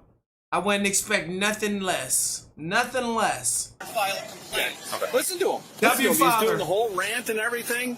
Okay. Outside. What is the photo? Do you know? I don't know. I couldn't see from when he was showing it. Did you see what the photo was? Look at it. I got Officer Radmer here, and this guy, they're just going off. It's a mob. You just had Scott Bassett, the neighbor, came over. He's going ballistic. He's got it all. I mean, when does it end? I mean, seriously, Grady. Listen to him. Hear him? Before entering the brewing business, Kirk... Bro, he's fucking terrible. Kirk, you're fucking terrible, bro. Terrible. Bro, you just need to move your business somewhere else, bro. Nobody likes you on that block. Kirk had run as a Democrat for the Wisconsin State gonna burn your shit down. Assembly in 2020, ultimately losing to Rob Swearingen. But his feud with Greg Walker dated back to 2015, when Kirk criticized a Lakeland Times article about a local festival, accusing the paper of being misogynistic toward a female Chamber of Commerce director. Over the years, the conflict only escalated. In June 2020, after another Lakeland Times story, Kirk began publicly calling Walker a crook on social media, claiming he had heard Walker had a drinking problem. Then, in March 2021, Kirk falsely accused the newspaper of using a derogatory slur to describe the local Chamber of Commerce director. In reality, the paper had used the word idiocy to criticize the chamber's actions surrounding a festival, not the slur Kirk claimed. But even this was only another chapter in their long-running feud, and this time, another family had been caught in the crossfire of Kirk's stunts. Wait, I'm about to get back. It's Officer Admer. It's going good. I just got on shift here. Yeah, so I just got on shift here. So I'm figuring out what's going on here. But they're yelling across the road and pointing, and it sounds like they were swearing and stuff at Greg and employees. And we also have a house right next door that they called and filed a complaint as well. Okay, I appreciate it. They're flipping me off. The woman in blue. All right, thanks. You just said go yourself. You just said go yourself right in front of the office. I just spoke to 701. He's going to be getting some deputies over here to assist me. You're good to go. I'm not going to go over there and get myself in a jam until the other deputies get here, because that's not smart for me to go there by myself with how they're acting. Yeah, but you want to make sure you get all of them. Every single one of them. Look at them. You're witnessing this. Yeah, it's all being recorded. Relax, my boy. Yep. Bro, relax, my nigga. Chill. Let him do his job. Chill the fuck out. There you go. Police officer is acting fruity. Every- Not fruity, but he is acting like a bitch. One of them and arrest them. Flipping me off. That guy, the guy standing with the beer. They think it's a joke. Well, I'm going to go pull up those cases, and when the deputies get here, we're going to go over there. But I would go over and get them now. I know, but you have to understand it's me against an angry mob. It's just me. I'm working by myself. That's why you have that. Listen, you getting this? They're all flipping me off. I know. Are you witnessing this? Yes, I am. Beautiful. All right. Do you recognize anybody else over there or no? I do now. Okay. You got this, man? Yep. You hitting this? Yeah. Sounds good. Yep, no problem. Pier 43. Get up out of there, officer. 30 people over at Minocqua Brewing Company. They're still consistently yelling profanities across the highway. I did speak to the father of the tenant next door. Sounds like the daughter is going to be walking over to make a complaint as well. I'll just go over there. Hello. You're the one who lives here? Okay. All right. So what can you tell me? He's just been really loud. Like, I've been home for like 45 minutes and he's been like screaming, and then like 5 minutes ago, like just awful. Like that, screaming across the street. Screaming and flipping them off and yelling over here. I'm the one that called. Okay. I just called too. Because they were flipping me off. Just please, everybody, just don't even go over there and look at them. I don't want to make this, you know. I ran my leaf blower just to drown them out a little, so you Yeah. don't have to listen to this nonsense. Because right now, currently, I'm the only one working, so I'm waiting. There's some deputies who are coming, so I'm waiting for some deputies to get here as well before I go over there, because I know it's not going to go well. They're just ignorant. They don't care about anyone else. I think the deputies are coming from Rhinelander, but hopefully they're stepping on it. So when are they going to put a lock on this door? That's the county thing. Because, yeah, the county is the one who... Come on, officer, what you about to do? You waiting for? What are you waiting for? Backup? Think you waiting for backup? I don't know.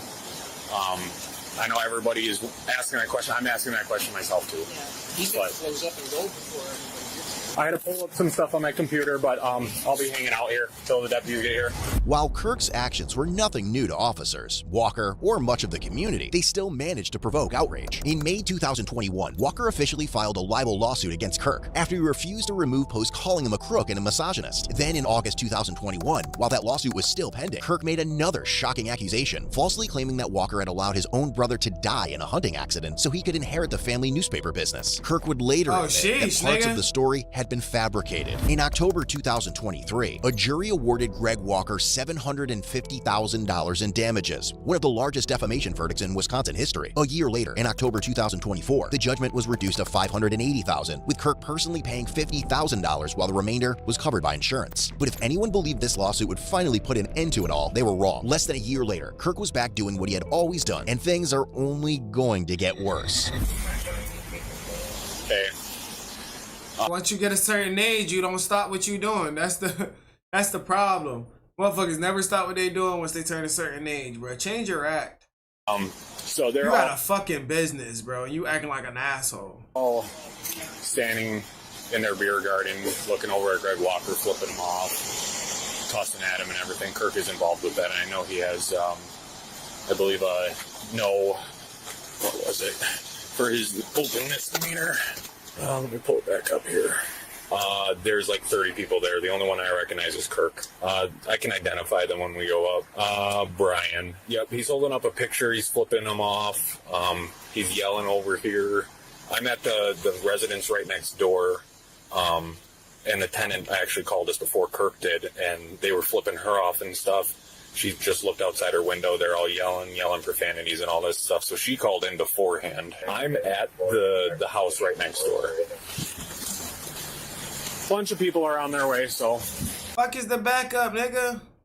Jeez. As the officer waits for backup to arrive, Kirk pulls out his phone once again to record a video for his social media about the incident. Okay, everyone, we are here at the Minocqua Brewing Company parking lot. Everybody say hi. Hello. Oh, motherfuckers. And there is let's see, there's a police force around our place right now. Let's take a look at this gentleman over here. This guy is a Minocqua Police Department officer, and this is Greg Walker, everyone. My nigga, it's not even a fucking police department. It's one officer. What are you talking Greg about? Walker, who is the owner of the Lakeland Times, who is, we call it the Westboro Baptist Church. We call it the Westboro Baptist Church of Minocqua.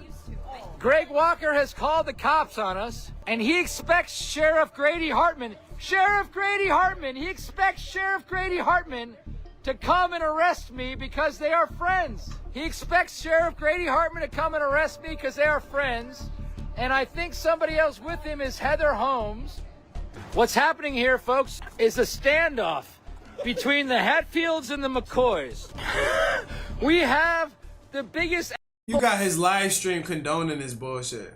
In the state of Wisconsin, who would be Greg Walker, who owns the Lakeland Times and the... What are we talking about? River News of Rhinelander. We were giving a beer tasting, and we were lamenting the poor state of journalism in northern Wisconsin. Because Greg Walker only reports the news that he wants to be told, and he also sues people when he doesn't like what they say about him because he's the thinnest skinned person in the history of mankind. But unlike most other times, he isn't alone. In 2000... What the fuck is thinnest skinned person of mankind? What the fuck is thinnest skinned? 2024, Kirk was also charged with criminal defamation after posting a Photoshop explicit image of Walker and one of his editors. Although those rare criminal charges were later dismissed, they resulted in strict bail conditions being imposed on him, but even that didn't stop him. In February 2025, Walker filed another lawsuit against Kirk, accusing him of violating their privacy by using Walker's name and face on his politically themed beer products, including one called Snowflake Holiday Ale without permission. And even now, he's only rubbing everyone the wrong way. I got the whole county coming right now, so I just started my shift. He's an asshole. He's an asshole. Man. This is an overtime shift, too. Hey, Greg, smile for the camera. Greg, that's Greg Walker, everyone. Unfortunately, I can't. Oh, here we go. That's Greg Walker. Greg Walker is the publisher of the Lakeland Times. And the Lakeland Times has sued us for defamation. And Greg Walker has called the cops. The whole neighborhood called the cops. Dumbass. 3911. I'm on law 1. Kirk is currently still yelling at Greg. Hey, officer, raise your hand. You're on prime time. You're on prime time. Apparently these guys don't love to be videotaped because they're all corrupt. Are you gonna stick around, Greg? The entire state of Wisconsin is seeing you with Heather Holmes talking right now. So these guys, Greg Walker and Heather Holmes, work for the Lakeland Times. Oh, Sheriff Grady Hartman. Here we go, everyone. Hey, film it, Angie. Her? That's Let's Sheriff see Grady? what's going to happen today, everyone. You going this to jail, gentleman bitch. is walking over, not to talk to me, apparently. All right, we're gonna have to be talking to everybody. So at this point, nobody is free to leave. Okay? From what's been going on, I've been sitting here listening to everything. Nobody is free to leave. Okay, hold on. So nobody is free to leave at this time. Okay? Hold on. We're about to walk out the door. Okay. I saw you two sitting here, so you guys are good. Nobody's free to leave. Yep. Sir, you are live on candid camera. Okay. What is your problem, sir? Why are We're you gonna holding figure out us? what's going on. What's going on? Well, I've been standing here and you've been yelling over there. Yeah. You do realize you have no contact with him, right? Huh? You have no contact I with don't him. contact with him. You were, Get the camera on his face. Yo, man, get the camera on his face, bro. Back it up a little bit, bro. That shit all up in that nigga's face. You got no contact. looking directly at him, calling out to him. Come on, man. Hey. We're going directly to my squad. No, we're not. Yes, we are. Okay, Yeah. let's go. I'm not. Yes, you are. Oh. Take it. Everybody look at this. Man, I take this. You're being detained right now. Stop. Stop. Take this video. I'm not doing anything. Why the fuck she came with zip ties? Unlock your hands. Hey, how about you stop hurting my hands? Unlock your hands. I'm not hurting my hands. Stop resisting her. I'm not. Stop. I'm stopping. No, you're what not. do you want me to do? Loosen up. Don't be so tense. Put your wrists behind your back. Walk. Why are you resting? Exactly. Sheriff Grady Hartman. Hey, you need to loosen up the right one. I'm in pain. We'll take a look at him, but you were pulling, so that's on you. Can you undo it? Can you undo it? I'm in pain. I'm in serious pain. Can you undo it? It really hurts. The right one really hurts. I didn't mean to not do this. If you didn't resist, then it wouldn't have hurt. I might tense up when being illegally arrested. You broke a no contact, Kirk. You know that. What do you mean a no contact? You know you have a no contact. Oh, come on. You guys are ridiculous. Ow.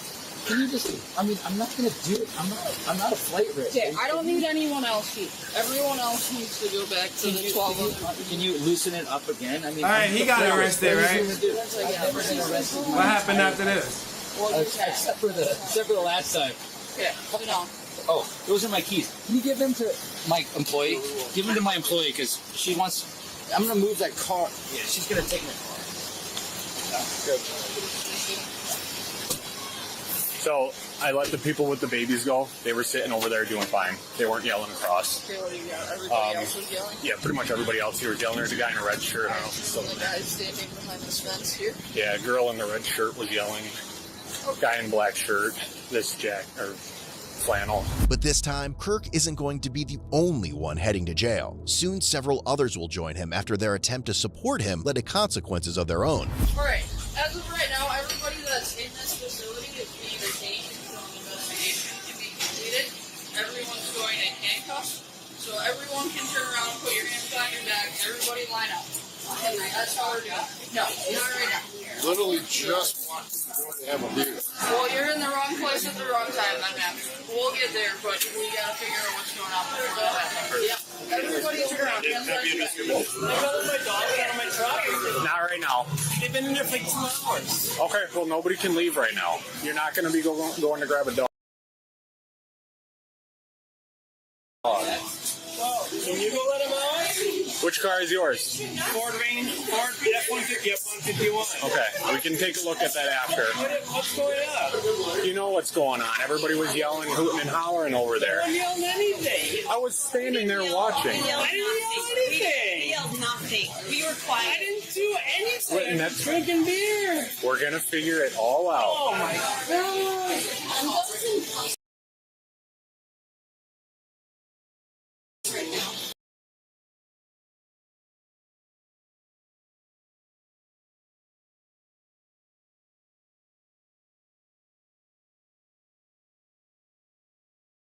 Oh shit. Oh shit. The niggas should say drink beer and don't be racist. I wouldn't step foot in here. Oh boy right here, drunk as a motherfucker, bruh. He hammered. I didn't do anything. Oh my. Thank you, family.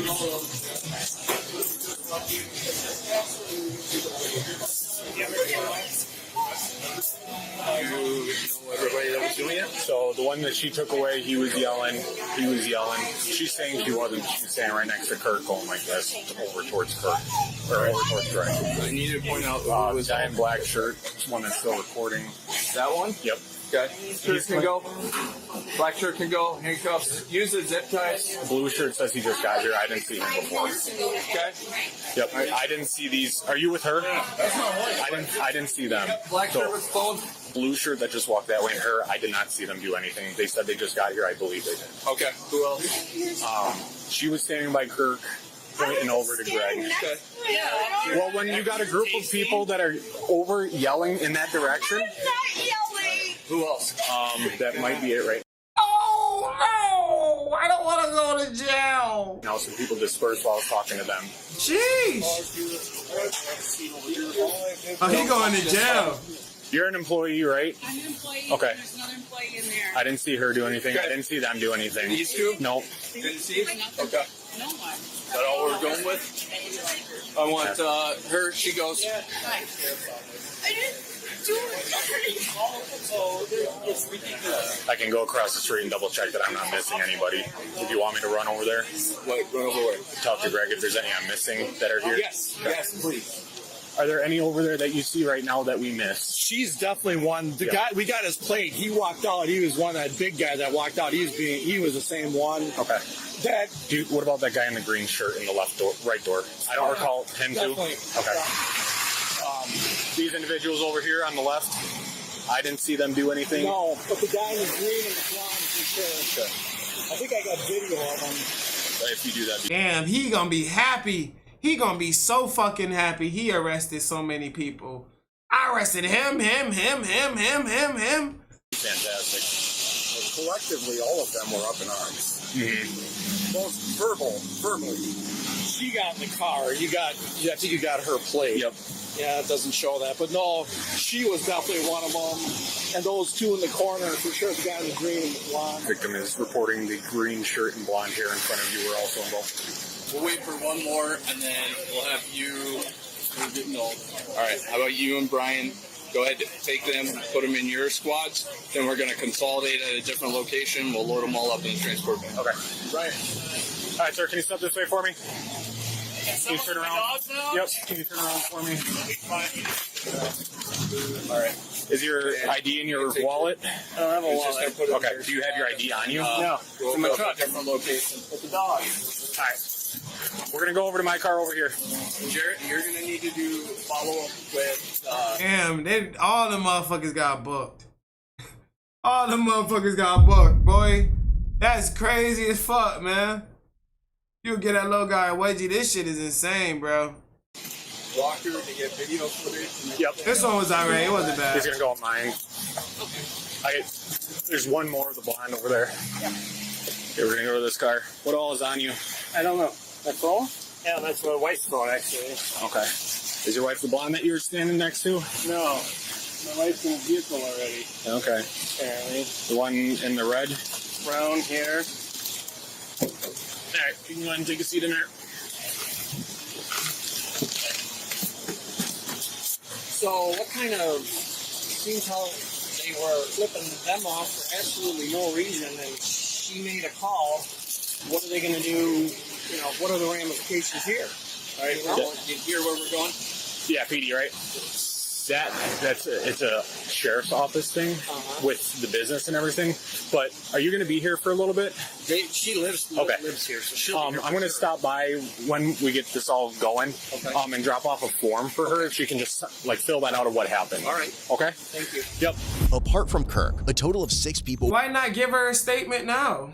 were arrested during the incident. Each was charged with violating the town of Minocqua. Yeah, this is a weird ass place. Disorderly conduct municipal ordinance, a $326 citation, but each of their citations was later dismissed on the prosecutor's motion. Ultimately, Kirk Bangstad was charged with misdemeanor, disorderly conduct, and bail jumping. He also received a $389 harassment citation and wow, so bad. That hurt me. Was released a few days later on a $1,150 cash bond, with conditions that he have no contact with Greg Walker, neighbors, and the other victims involved in the original call. Kirk later shared a post on social media describing how traumatic it was for him to undergo a strip search, change into the jail's orange uniform, and be held in a bullpen he said felt like a large walk-in closet that left him feeling claustrophobic. He Is you big as fuck?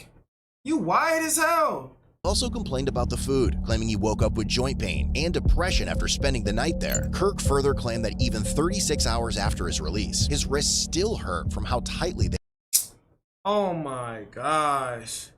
This nigga's trying to get a lawsuit. They had been restrained during the arrest. As of April 14th, 2026, Kirk was found guilty following a no contest plea of disorderly conduct. The bail jumping charge and the harassment citation were later dismissed on the prosecutor's motion. Ultimately, he was sentenced to pay a $500 fine along with additional court-related costs, bringing the total to $1,083. But this incident is only another bookmark in Kirk's long history of run-ins with the law. As of 2026, Greg Walker and his editor are still pursuing a lawsuit against Kirk over the beer branding controversy. The lawsuit also accuses Kirk of using his foundation's super PAC funds to cover personal legal expenses tied to his ongoing feuds, something a judge reportedly described as potentially committing some sort of fraud against his donors. And this nigga is about to get cooked, boy. This nigga about to get fried. I don't know who he is, but he got to get fried. If this isn't enough, Kirk has already found himself in trouble again after making another controversial social media post offering free beer following a recent attack on the president. As of April 30th, 2026, Kirk posted another cryptic message on social media in the aftermath of the free beer controversy and live streamed the FBI's visit to his establishment. Wow. The FBI and the Secret Service have just pulled up. I've got my lawyer, Fred. Hey, Fred. We're going to make sure that this is transparent and public because we don't trust the federal government anymore. So, hello, guys. How you doing? Hello. You're part of a very big live stream at the moment because, unfortunately, you may be great guys, but your president and your regime is not. So the reason that we're here today is just to ask a couple questions, and then we'll be Got it. So the question that I got first for you is, do you know anyone who wants to or has made threats to kill, kidnap, or inflict bodily harm on the president or vice president? He does not. Do you want to kill, kidnap, inflict bodily harm on the president or vice president, or have made threats to do that? I can answer that myself. No, I do not. Do you know anyone who... Can I ask you guys a question? Go ahead, yeah, consensual interview. Is it always black suits? it's like Men in Black. Horny as fuck, dude. It's like Men in Black Horny with a as black fuck. car. It's kind of, you should change it up a little bit. All right, let's go. Do you know anyone who wants to provide support to do the things that I just listed off of, either kill, kidnap, or inflict bodily harm on the president or vice president? Absolutely not. Do you want to provide support to any of those groups that might do something like that? Absolutely not. Can I expound on that? Please do. Okay, I'm not going to expand on that. Sounds good. Thank you, guys. Appreciate it. These guys are probably not bad guys. Let's be honest. They probably hate their job as much as... Boy, they gonna come back. They gonna come back and pick your ass up, boy. You better sit your ass down. We hate the federal government They right got now. the fast. They They got the fast sliding in on him. left me alone. We're probably all good. By the way, all you MAGA guys that linked the Secret Service and the FBI, it appears that they don't give a crap about your links, but the fact that you overwhelmed them with links probably forced them to actually come here and question me, which, maybe that's what you wanted. So you got what you wanted. However, First Amendment still rules, and we're never going to stop talking. I'm never going to stop talking. See you later. Over and out. Want to step up your style? All right, buddy, keep it going. Keep it going. Nobody cares. He got a little following. All right. That shit boasting his head a little bit. Chill out. Relax, homie. Relax. Relax. That shit is crazy, bro. Yeah, I'm neither. I'm neither of that shit, bro. I don't really care about that Republican Democrat shit, bro. They can have that. Once you got the feds coming in on your ass, bro, you already fried, nigga. I'm gonna cop.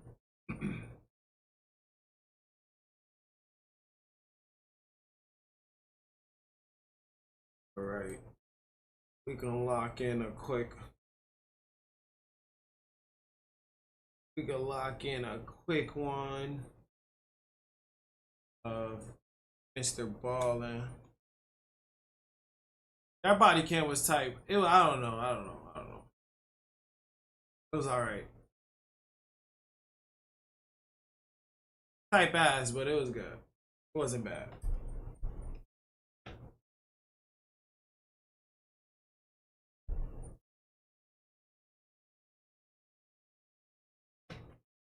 See what we can find.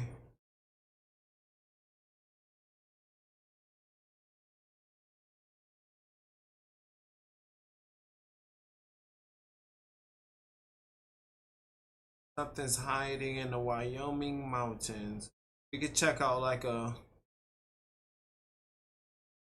suspect smiled when he heard she was dead. We could check this one out. He did 4 days ago by the campfire shit. We could knock that one out real quick. Something is hiding in the Wyoming mountains. Yeah, we ain't see this before. Tonight, I'm going to share one of the most credible alien abduction stories ever. But before we get into that story... Oh, I'm getting toasty. If you're a fan of the strange, dark, and mysterious delivered in story format, then you come to the right campfire, because that's all we do, and we upload 2, 3, even 4 times every week. So, if that's of interest to you, the next time you go camping with the like button, wait until they're about to fall asleep, and then just pour a ton of itching powder in their only sleeping bag. Also, please subscribe to our channel. I'm fucking out of Zod right now. So you don't miss any of our weekly uploads. Okay, let's get into tonight's story. It's gonna be the last video, man. Ain't gonna lie.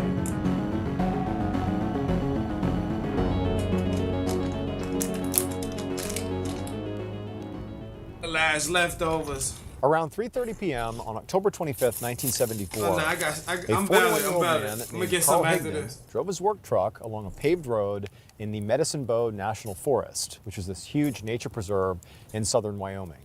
Carl had taken off early from his job on an oil rig to go elk hunting in this preserve, and now he was heading towards this very specific area in the National Forest called McMarty Canyon that he had heard was really good for elk hunting. As Carl drove, he found himself looking around at the evergreen trees and the snow-capped mountains in the distance, and he just felt this total sense of calm come over him. He was a very rugged outdoorsman, and there was really nothing he loved more than spending time out in nature all alone. And so for a little while, he was just enjoying himself, driving along, until eventually the paved road he was on gave way to this long, rocky trail. And Carl, he didn't want to damage the truck he was driving, since it actually belonged to the company he worked for, so he wound up pulling over and getting out, and then he just grabbed all his stuff and continued walking on the trail by foot. The hike along this trail was not only, pretty rocky and rough, but it was also predominantly uphill. And so it didn't take long before Carl was having trouble breathing. Nah, this shit Not tough. just because it was physically taxing, but also because when he was younger, he had tuberculosis, which had left his lungs really riddled with scar tissue that did make it harder to breathe, especially when he was exerting himself. But, Carl continued on, and every few minutes he would just stop and bend over and catch his breath. But after about 30 minutes or so, he had hiked to the point where the trees had begun to thin out, and then he found himself standing inside what looked like a big bowl. Just to say that shit every time. So this was McMarty Canyon, where he was, intending to go for this elk hunt. And, the reason it sort of felt like a bowl is because it was mostly just flat with some shrubs and grass, a few trees, and these tall hills out on the sides, sort of giving this impression of a bowl. That's funny as And so fuck. Carl, he sort of just stopped and took stock of the area. Respect. And wouldn't you know it, when he looked straight across the canyon, the bowl, he saw a group of just 5 elk grazing in the distance. Like, this was unbelievably lucky. Here they are right away. And so Carl slowly began walking towards them, doing his best not to make any noise. And then when he was within shooting distance, he just stopped, raised his rifle, and he looked through his sights to aim at the first elk he saw, and then he pulled the trigger. But for some reason, when he pulled the trigger, the gun didn't go off. It didn't fire, or at least it didn't appear to. And certainly there wasn't any kickback. It just was like nothing happened. But then he saw something that just didn't make any logical sense. And at the same time he's experiencing this just insane phenomenon, he felt this massive wave of vertigo, and then he just sort of felt himself falling, and then he blacked out. The next thing Carl knew, he felt himself being shaken back and forth. And he sort of slowly began to blink his eyes, feeling very confused and disoriented. His head was pounding, it was clearly dark outside. And then he realized, sort of with horror, that somehow he was back inside of his work truck, but the surroundings outside of the truck definitely looked different, like the truck was parked in a different spot than where he'd left it. He suddenly felt himself getting shaken again, and then he heard someone say his name. And he looked up, and in the darkness, he saw there were 2 men that he didn't recognize who were clearly shaking him, trying to get his attention. And they tried to ask him, like, what was going on? But Carl's mouth sort of felt numb. And when he tried to speak, it's like the words came out garbled and nonsensical. And so at some point, these 2 men sort of gave up trying to talk to Carl, and they just lifted him up, pulled him out of the truck, and they carried him over to their vehicle. And Carl heard them say something about a hospital, and then before long, their car was driving off, and Carl blacked out again.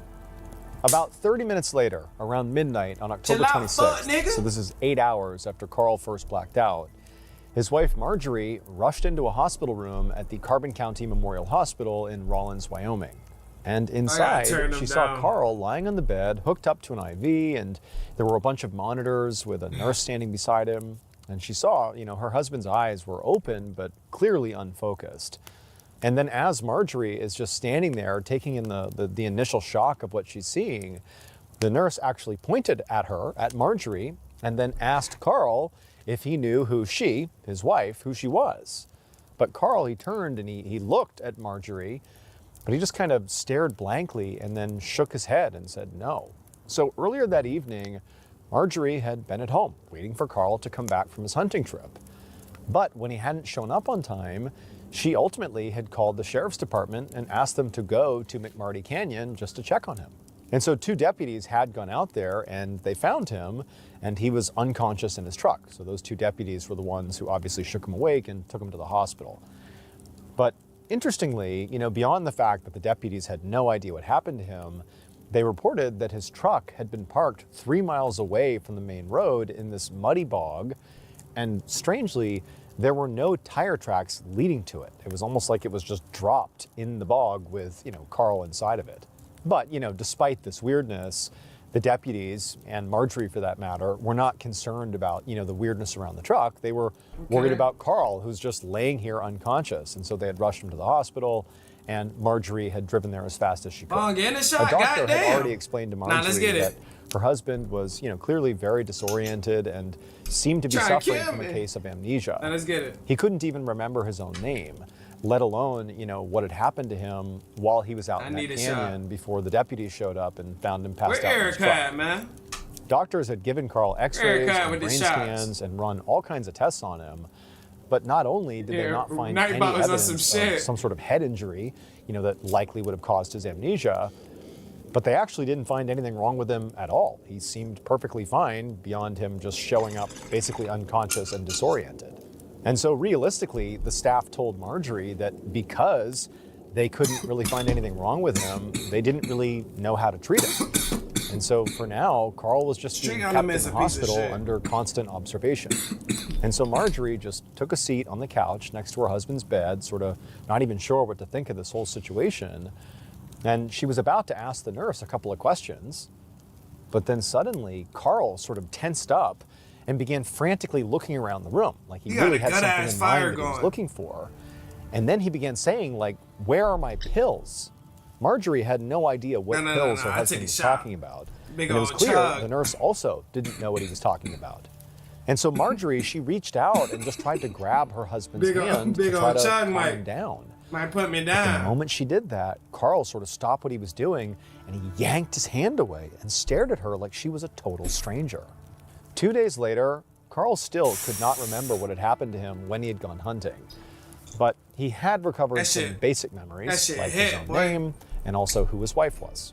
And so between that and the fact that realistically Carl did not have any signs of any physical injury, they ultimately I'm the doing hospital terminations discharged tomorrow. him and just sent him home with Marjorie and Suspensions and basically told her terminations. that he was probably fine and that he probably just needed to be in a familiar place to sort of recover all of his memories and get back to normal. However, when the couple got back home, Anybody it who ain't very showing love, quickly became they clear getting to up outta Marjorie here. that Carl was not okay and he was not getting better.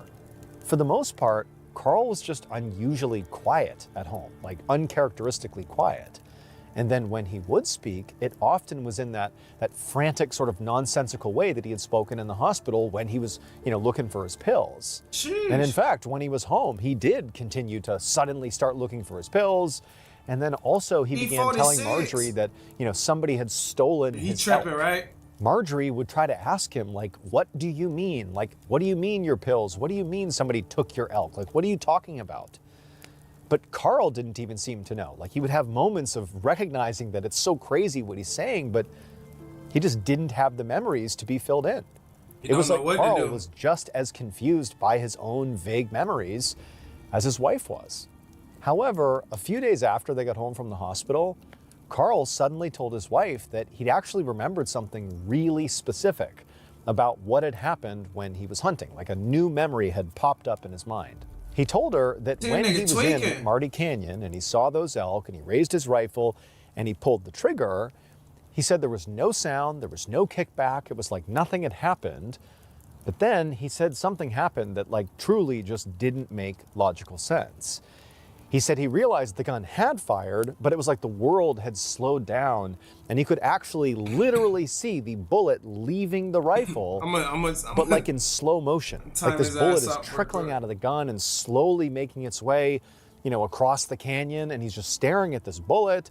And then the bullet seemed to strike like an invisible wall of sorts, at which point the bullet actually stopped and almost like flipped inside out and sort of flattened and then fell to the ground. And then also as the flattened inside out bullet fell to the ground, Carl said he too fell to the ground and he blacked out. Damn. Now, when Marjorie heard this, her first thought was like, this is nonsense. This is not real. This is probed. Got your ass knocked out and probed. That shit crazy, bro. They done tilted that grown man. Something maybe Carl's mind has created to fill in the gaps of his memory, because it's got to be really frustrating for him that he's got all these like fragments that he can't put together, and so maybe they done tilted that man over, knocked all his memory out. this is just his mind filling in the gaps with this really specific and weird imagery. But not long after hearing this story, Marjorie was doing the laundry and she was finally washing the clothes her husband had on when this whole thing happened out in the canyon. And when she reached into the pockets of his jacket to make sure they were empty before, washing the jacket, she felt something metallic. And she pulled out this round, like flat disc, this metal disc. And at first she just had no idea what it was. But then she thought about what her husband had said about the bullet from his rifle. I appreciate y'all today, for real. Flipping inside out and flattening and falling to the ground. We did a whole shift today. She couldn't help but feel like this metallic disc that she's holding in her hand that was in her husband's jacket looks an awful lot like a bullet that has been flipped inside out and flattened. Like she couldn't believe it. Not long after this discovery of the alleged bullet, Marjorie sat next to her husband on a couch inside of an office at the University of Wisconsin. They were both sitting across from a psychology professor named Dr. Leo Sprinkle. Now, Marjorie knew this meeting was sort of a long shot, but she was hopeful that, maybe they would learn something valuable. Time to get so probed. By this point, Carl had not recovered any other memories from his hunting trip. But after, recovering the supposed flattened bullet in her husband's jacket, Time to get Marjorie probed. became convinced that something truly strange had happened to her husband. I mean, she obviously knew something happened out in the canyon, but now it just seemed like I don't even have any theories for what could have happened, but something really weird must have happened. And so she and Carl were both very determined to try to figure out what happened. And so that's how they ended up in Dr. Sprinkle's office. Dr. Sprinkle was not your average psychologist. Dr. Sprinkles is crazy. Dr. Sprinkles is crazy, nigga. He was a really big believer in hypnosis. He practiced hypnosis. And specifically, he believed that hypnosis could potentially allow people to access repressed memories, which is exactly what Marjorie and Dr. Sprinkle, and Carl for that matter, believed was going on with Carl. That he had experienced something that was being repressed, but it was in there. You just need to find a way to access it. So, that day in the professor's office, Marjorie stayed very quiet and just observed while Dr. Sprinkle told Carl to close his eyes, to relax his head down towards his chest, and just focus on his breathing, in and out, in and out. And after several minutes of this, Dr. Sprinkle told Carl to slowly lift his head back up. And Carl did, but when he looked up, his eyes were actually still closed. At this point, Dr. Sprinkle asked Carl to tell him what happened on October 25th when he went elk hunting in McMarty Canyon. And Carl, with his eyes still shut, began to speak really fluently. And he began telling just the most insane story Marjorie, or Dr. Sprinkle for that matter, had ever heard. Carl said, again under hypnosis here, that after he had watched that bullet leave his rifle in slow motion and hit this invisible wall and flip inside out and fall to the ground, he said that he too had fallen basically at the same speed as this bullet onto the ground, and basically he passed out. But he only blacked out for like a second. And when he opened his eyes, he said he was still lying on the grass in the middle of this canyon. Except now, standing over him was this tall, dark figure that was wearing almost like a very tight-fitting bodysuit, almost like what a scuba diver would wear. And Carl said this figure was vaguely, human-shaped, but it had very yellowish skin and very small eyes and no ears and no lips. And there were two antennas sticking out of, its forehead. And one of its arms extended into this flat stump, but the other arm seemed to have almost like a prosthetic attachment at the end of it that almost looked like a power drill. And then, in perfect English, this figure sort of looked down at Carl and just said, "How are you?" And Carl said he was so stunned by this thing speaking to him in perfect English that Carl just sort of blurted out, "Oh, pretty good, pretty good." And the figure seemed satisfied with this answer, and it went on to quickly explain that its name was Ozo-1, and it came from a planet 163,000 light years away from Earth. Get the fuck out of here. And it said it had no intention of hurting Carl. In fact, it said it wanted to help Carl. Then, with the hand that sort of resembled a power drill, them niggas probed his ass. Them niggas plugged whatever they had to probe up in them and coordinated the dialogue. It reached into what looked like a pocket on its bodysuit, and it pulled out this small packet containing 4 pills. And it told Carl that these pills would heal him. And then this thing offered Carl one of these pills. And Carl, for reasons he couldn't explain, just immediately took the pill and swallowed it. And then after that, Carl said that Ozo-1 asked him if he wanted to go for a ride. And Carl just said, sure. So Ozo-1 helped Carl out. Yeah, that's what I'm saying. I'm not from Earth. I'm not from Earth. I'm not from Earth. Y'all know that, right? I'm not from Earth. I'm an alien. I'm not from Earth. I don't belong here. I don't belong here. I'm not like everyone else. You know what I'm saying? Justin, you feel me? Just the AI, and I'm not from Earth. I'm an alien. Don't get by me, fuck around, get probed. Fuck around, fuck. Blur, blur, blur. We got us one. We got us one. Pick your ass up real quick. Off the ground, and then as soon as Carl get him up out of here. He saw there was this cube-shaped vehicle not far away, and And a split second later, Carl said he was somehow inside of this vehicle, along with also one, and also two other vaguely humanoid figures, and the 5 elk that he'd been out here hunting. They were behind this clear wall like a containment pen within the vehicle. And Carl was seated in a chair, as was also one, and the two other humanoids. They were all just sort of sitting there. Then Carl said he felt this powerful force push against his body, like the vehicle was moving so fast that it basically pushed him back into his seat. But less than a minute later, the vehicle just stopped. And Probing ass is crazy. We're home. At this point, Carl was just suddenly standing outside of the vehicle. And he said it felt very cold and the sky was jet black. Funny as And then hell. around Carl, the landscape was very different from planet Earth. It was very rocky and desolate without any trees or grass or really any organic looking fuck life around. anywhere. Don't trip And on then the stick. in front of Carl, he said he saw this massive metallic looking tower Trip on the stick, you that done sort of fucked reminded up. him of the Seattle Space Needle. And there was this light on the top of it that was actually so bright that Carl said when he looked at it, it sort of hurt his Like a eyes. vacuum. And so Ozzo Vacuums. led Carl, the two other humanoid figures, stupid. and the elk to a door on the outside of this tower. And once they were standing outside of it, Carl Get said up the in door stood there. open, but instead of it sort of leading into the tower, it just led to what reminded Carl of the inside of a large elevator. And the whole group just got on board and began riding up. And then when this elevator of sorts came to a stop and the door opened again, Carl saw this small room with metal walls and a handful of what looked like platforms on the floor.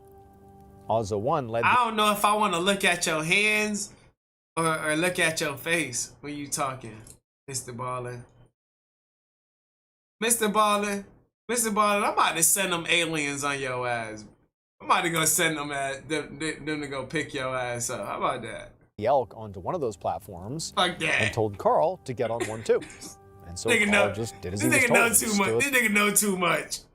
on one of these platforms.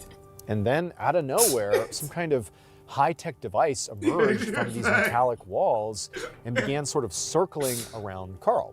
It went from his head all the way to his toes, basically like scanning him.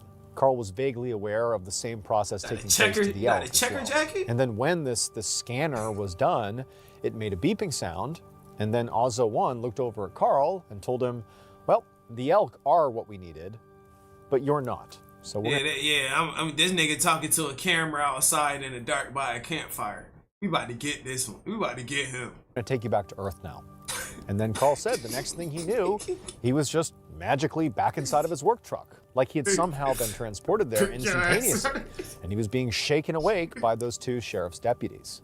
And so back in Dr. Sprinkle's office, Marjorie is listening, just completely shocked by what her husband is saying, not even sure what to make of it.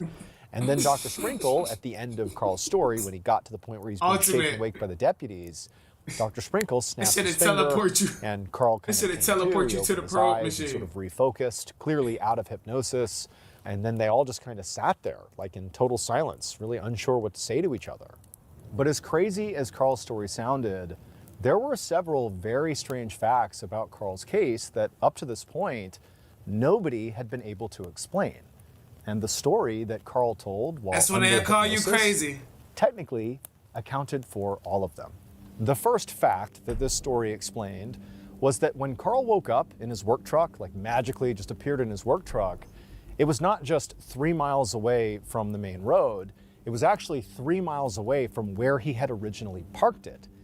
And this truck was just sitting in a muddy bog with no tire tracks leading up to it. So it was just totally unclear how it got there. And so if you follow along with Carl's story, perhaps when he was transported back to Earth, they, this other creature and the other humanoids maneuvered the truck with Carl in it into this bog. The second strange fact is that when Marjorie had ballistics experts analyze that flattened presumed bullet that she had found in Carl's jacket, they were just as baffled as she was. Like, they could not come up with any earthly explanation for how a bullet could be flattened and turned inside out. This was not possible.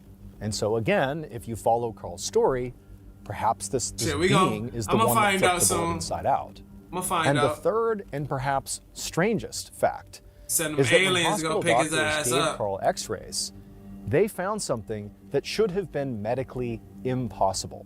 all of the tuberculosis scar tissue in Carl's lungs that had plagued him for decades, that had made it so hard to be physical and exercise, they had somehow disappeared. It was as if someone or something had healed him. Despite how unbelievable Carl's story sounded, and despite the fact that hundreds of people have spent decades trying to disprove it, no one has ever found a better explanation for the moving truck, the impossible bullet, probably what and a Carl's motherfucker get disappearing from scar that. tissue. Because of that, some researchers believe that Carl Higdon's account could be one of the most credible alien abduction stories ever recorded. They done pick the nigga up. They done picked the nigga up in his car. They picked him and his car up to probe his ass up. Now that's crazy. That's crazy. They said, fuck just grabbing him. Bro, I swear, bro, I hope I don't never get caught by an alien. I don't never want to get caught by an alien. At least hit the za before you probe me, bro. You know what I'm saying? At least hit the za with a young nigga, bro. At least relax with a young nigga, bro. Don't just, like, bro, I feel like that's highly disrespectful. You know what I mean? I just feel like that's highly disrespectful when you just rush it. Like, bro, don't rush it, bro. Like, bro, take your time, bro. Let's smoke a joint or something real quick, bro. Like, let's smoke a joint real quick, bro. You rush your shit, bro. Like, damn, bro, damn.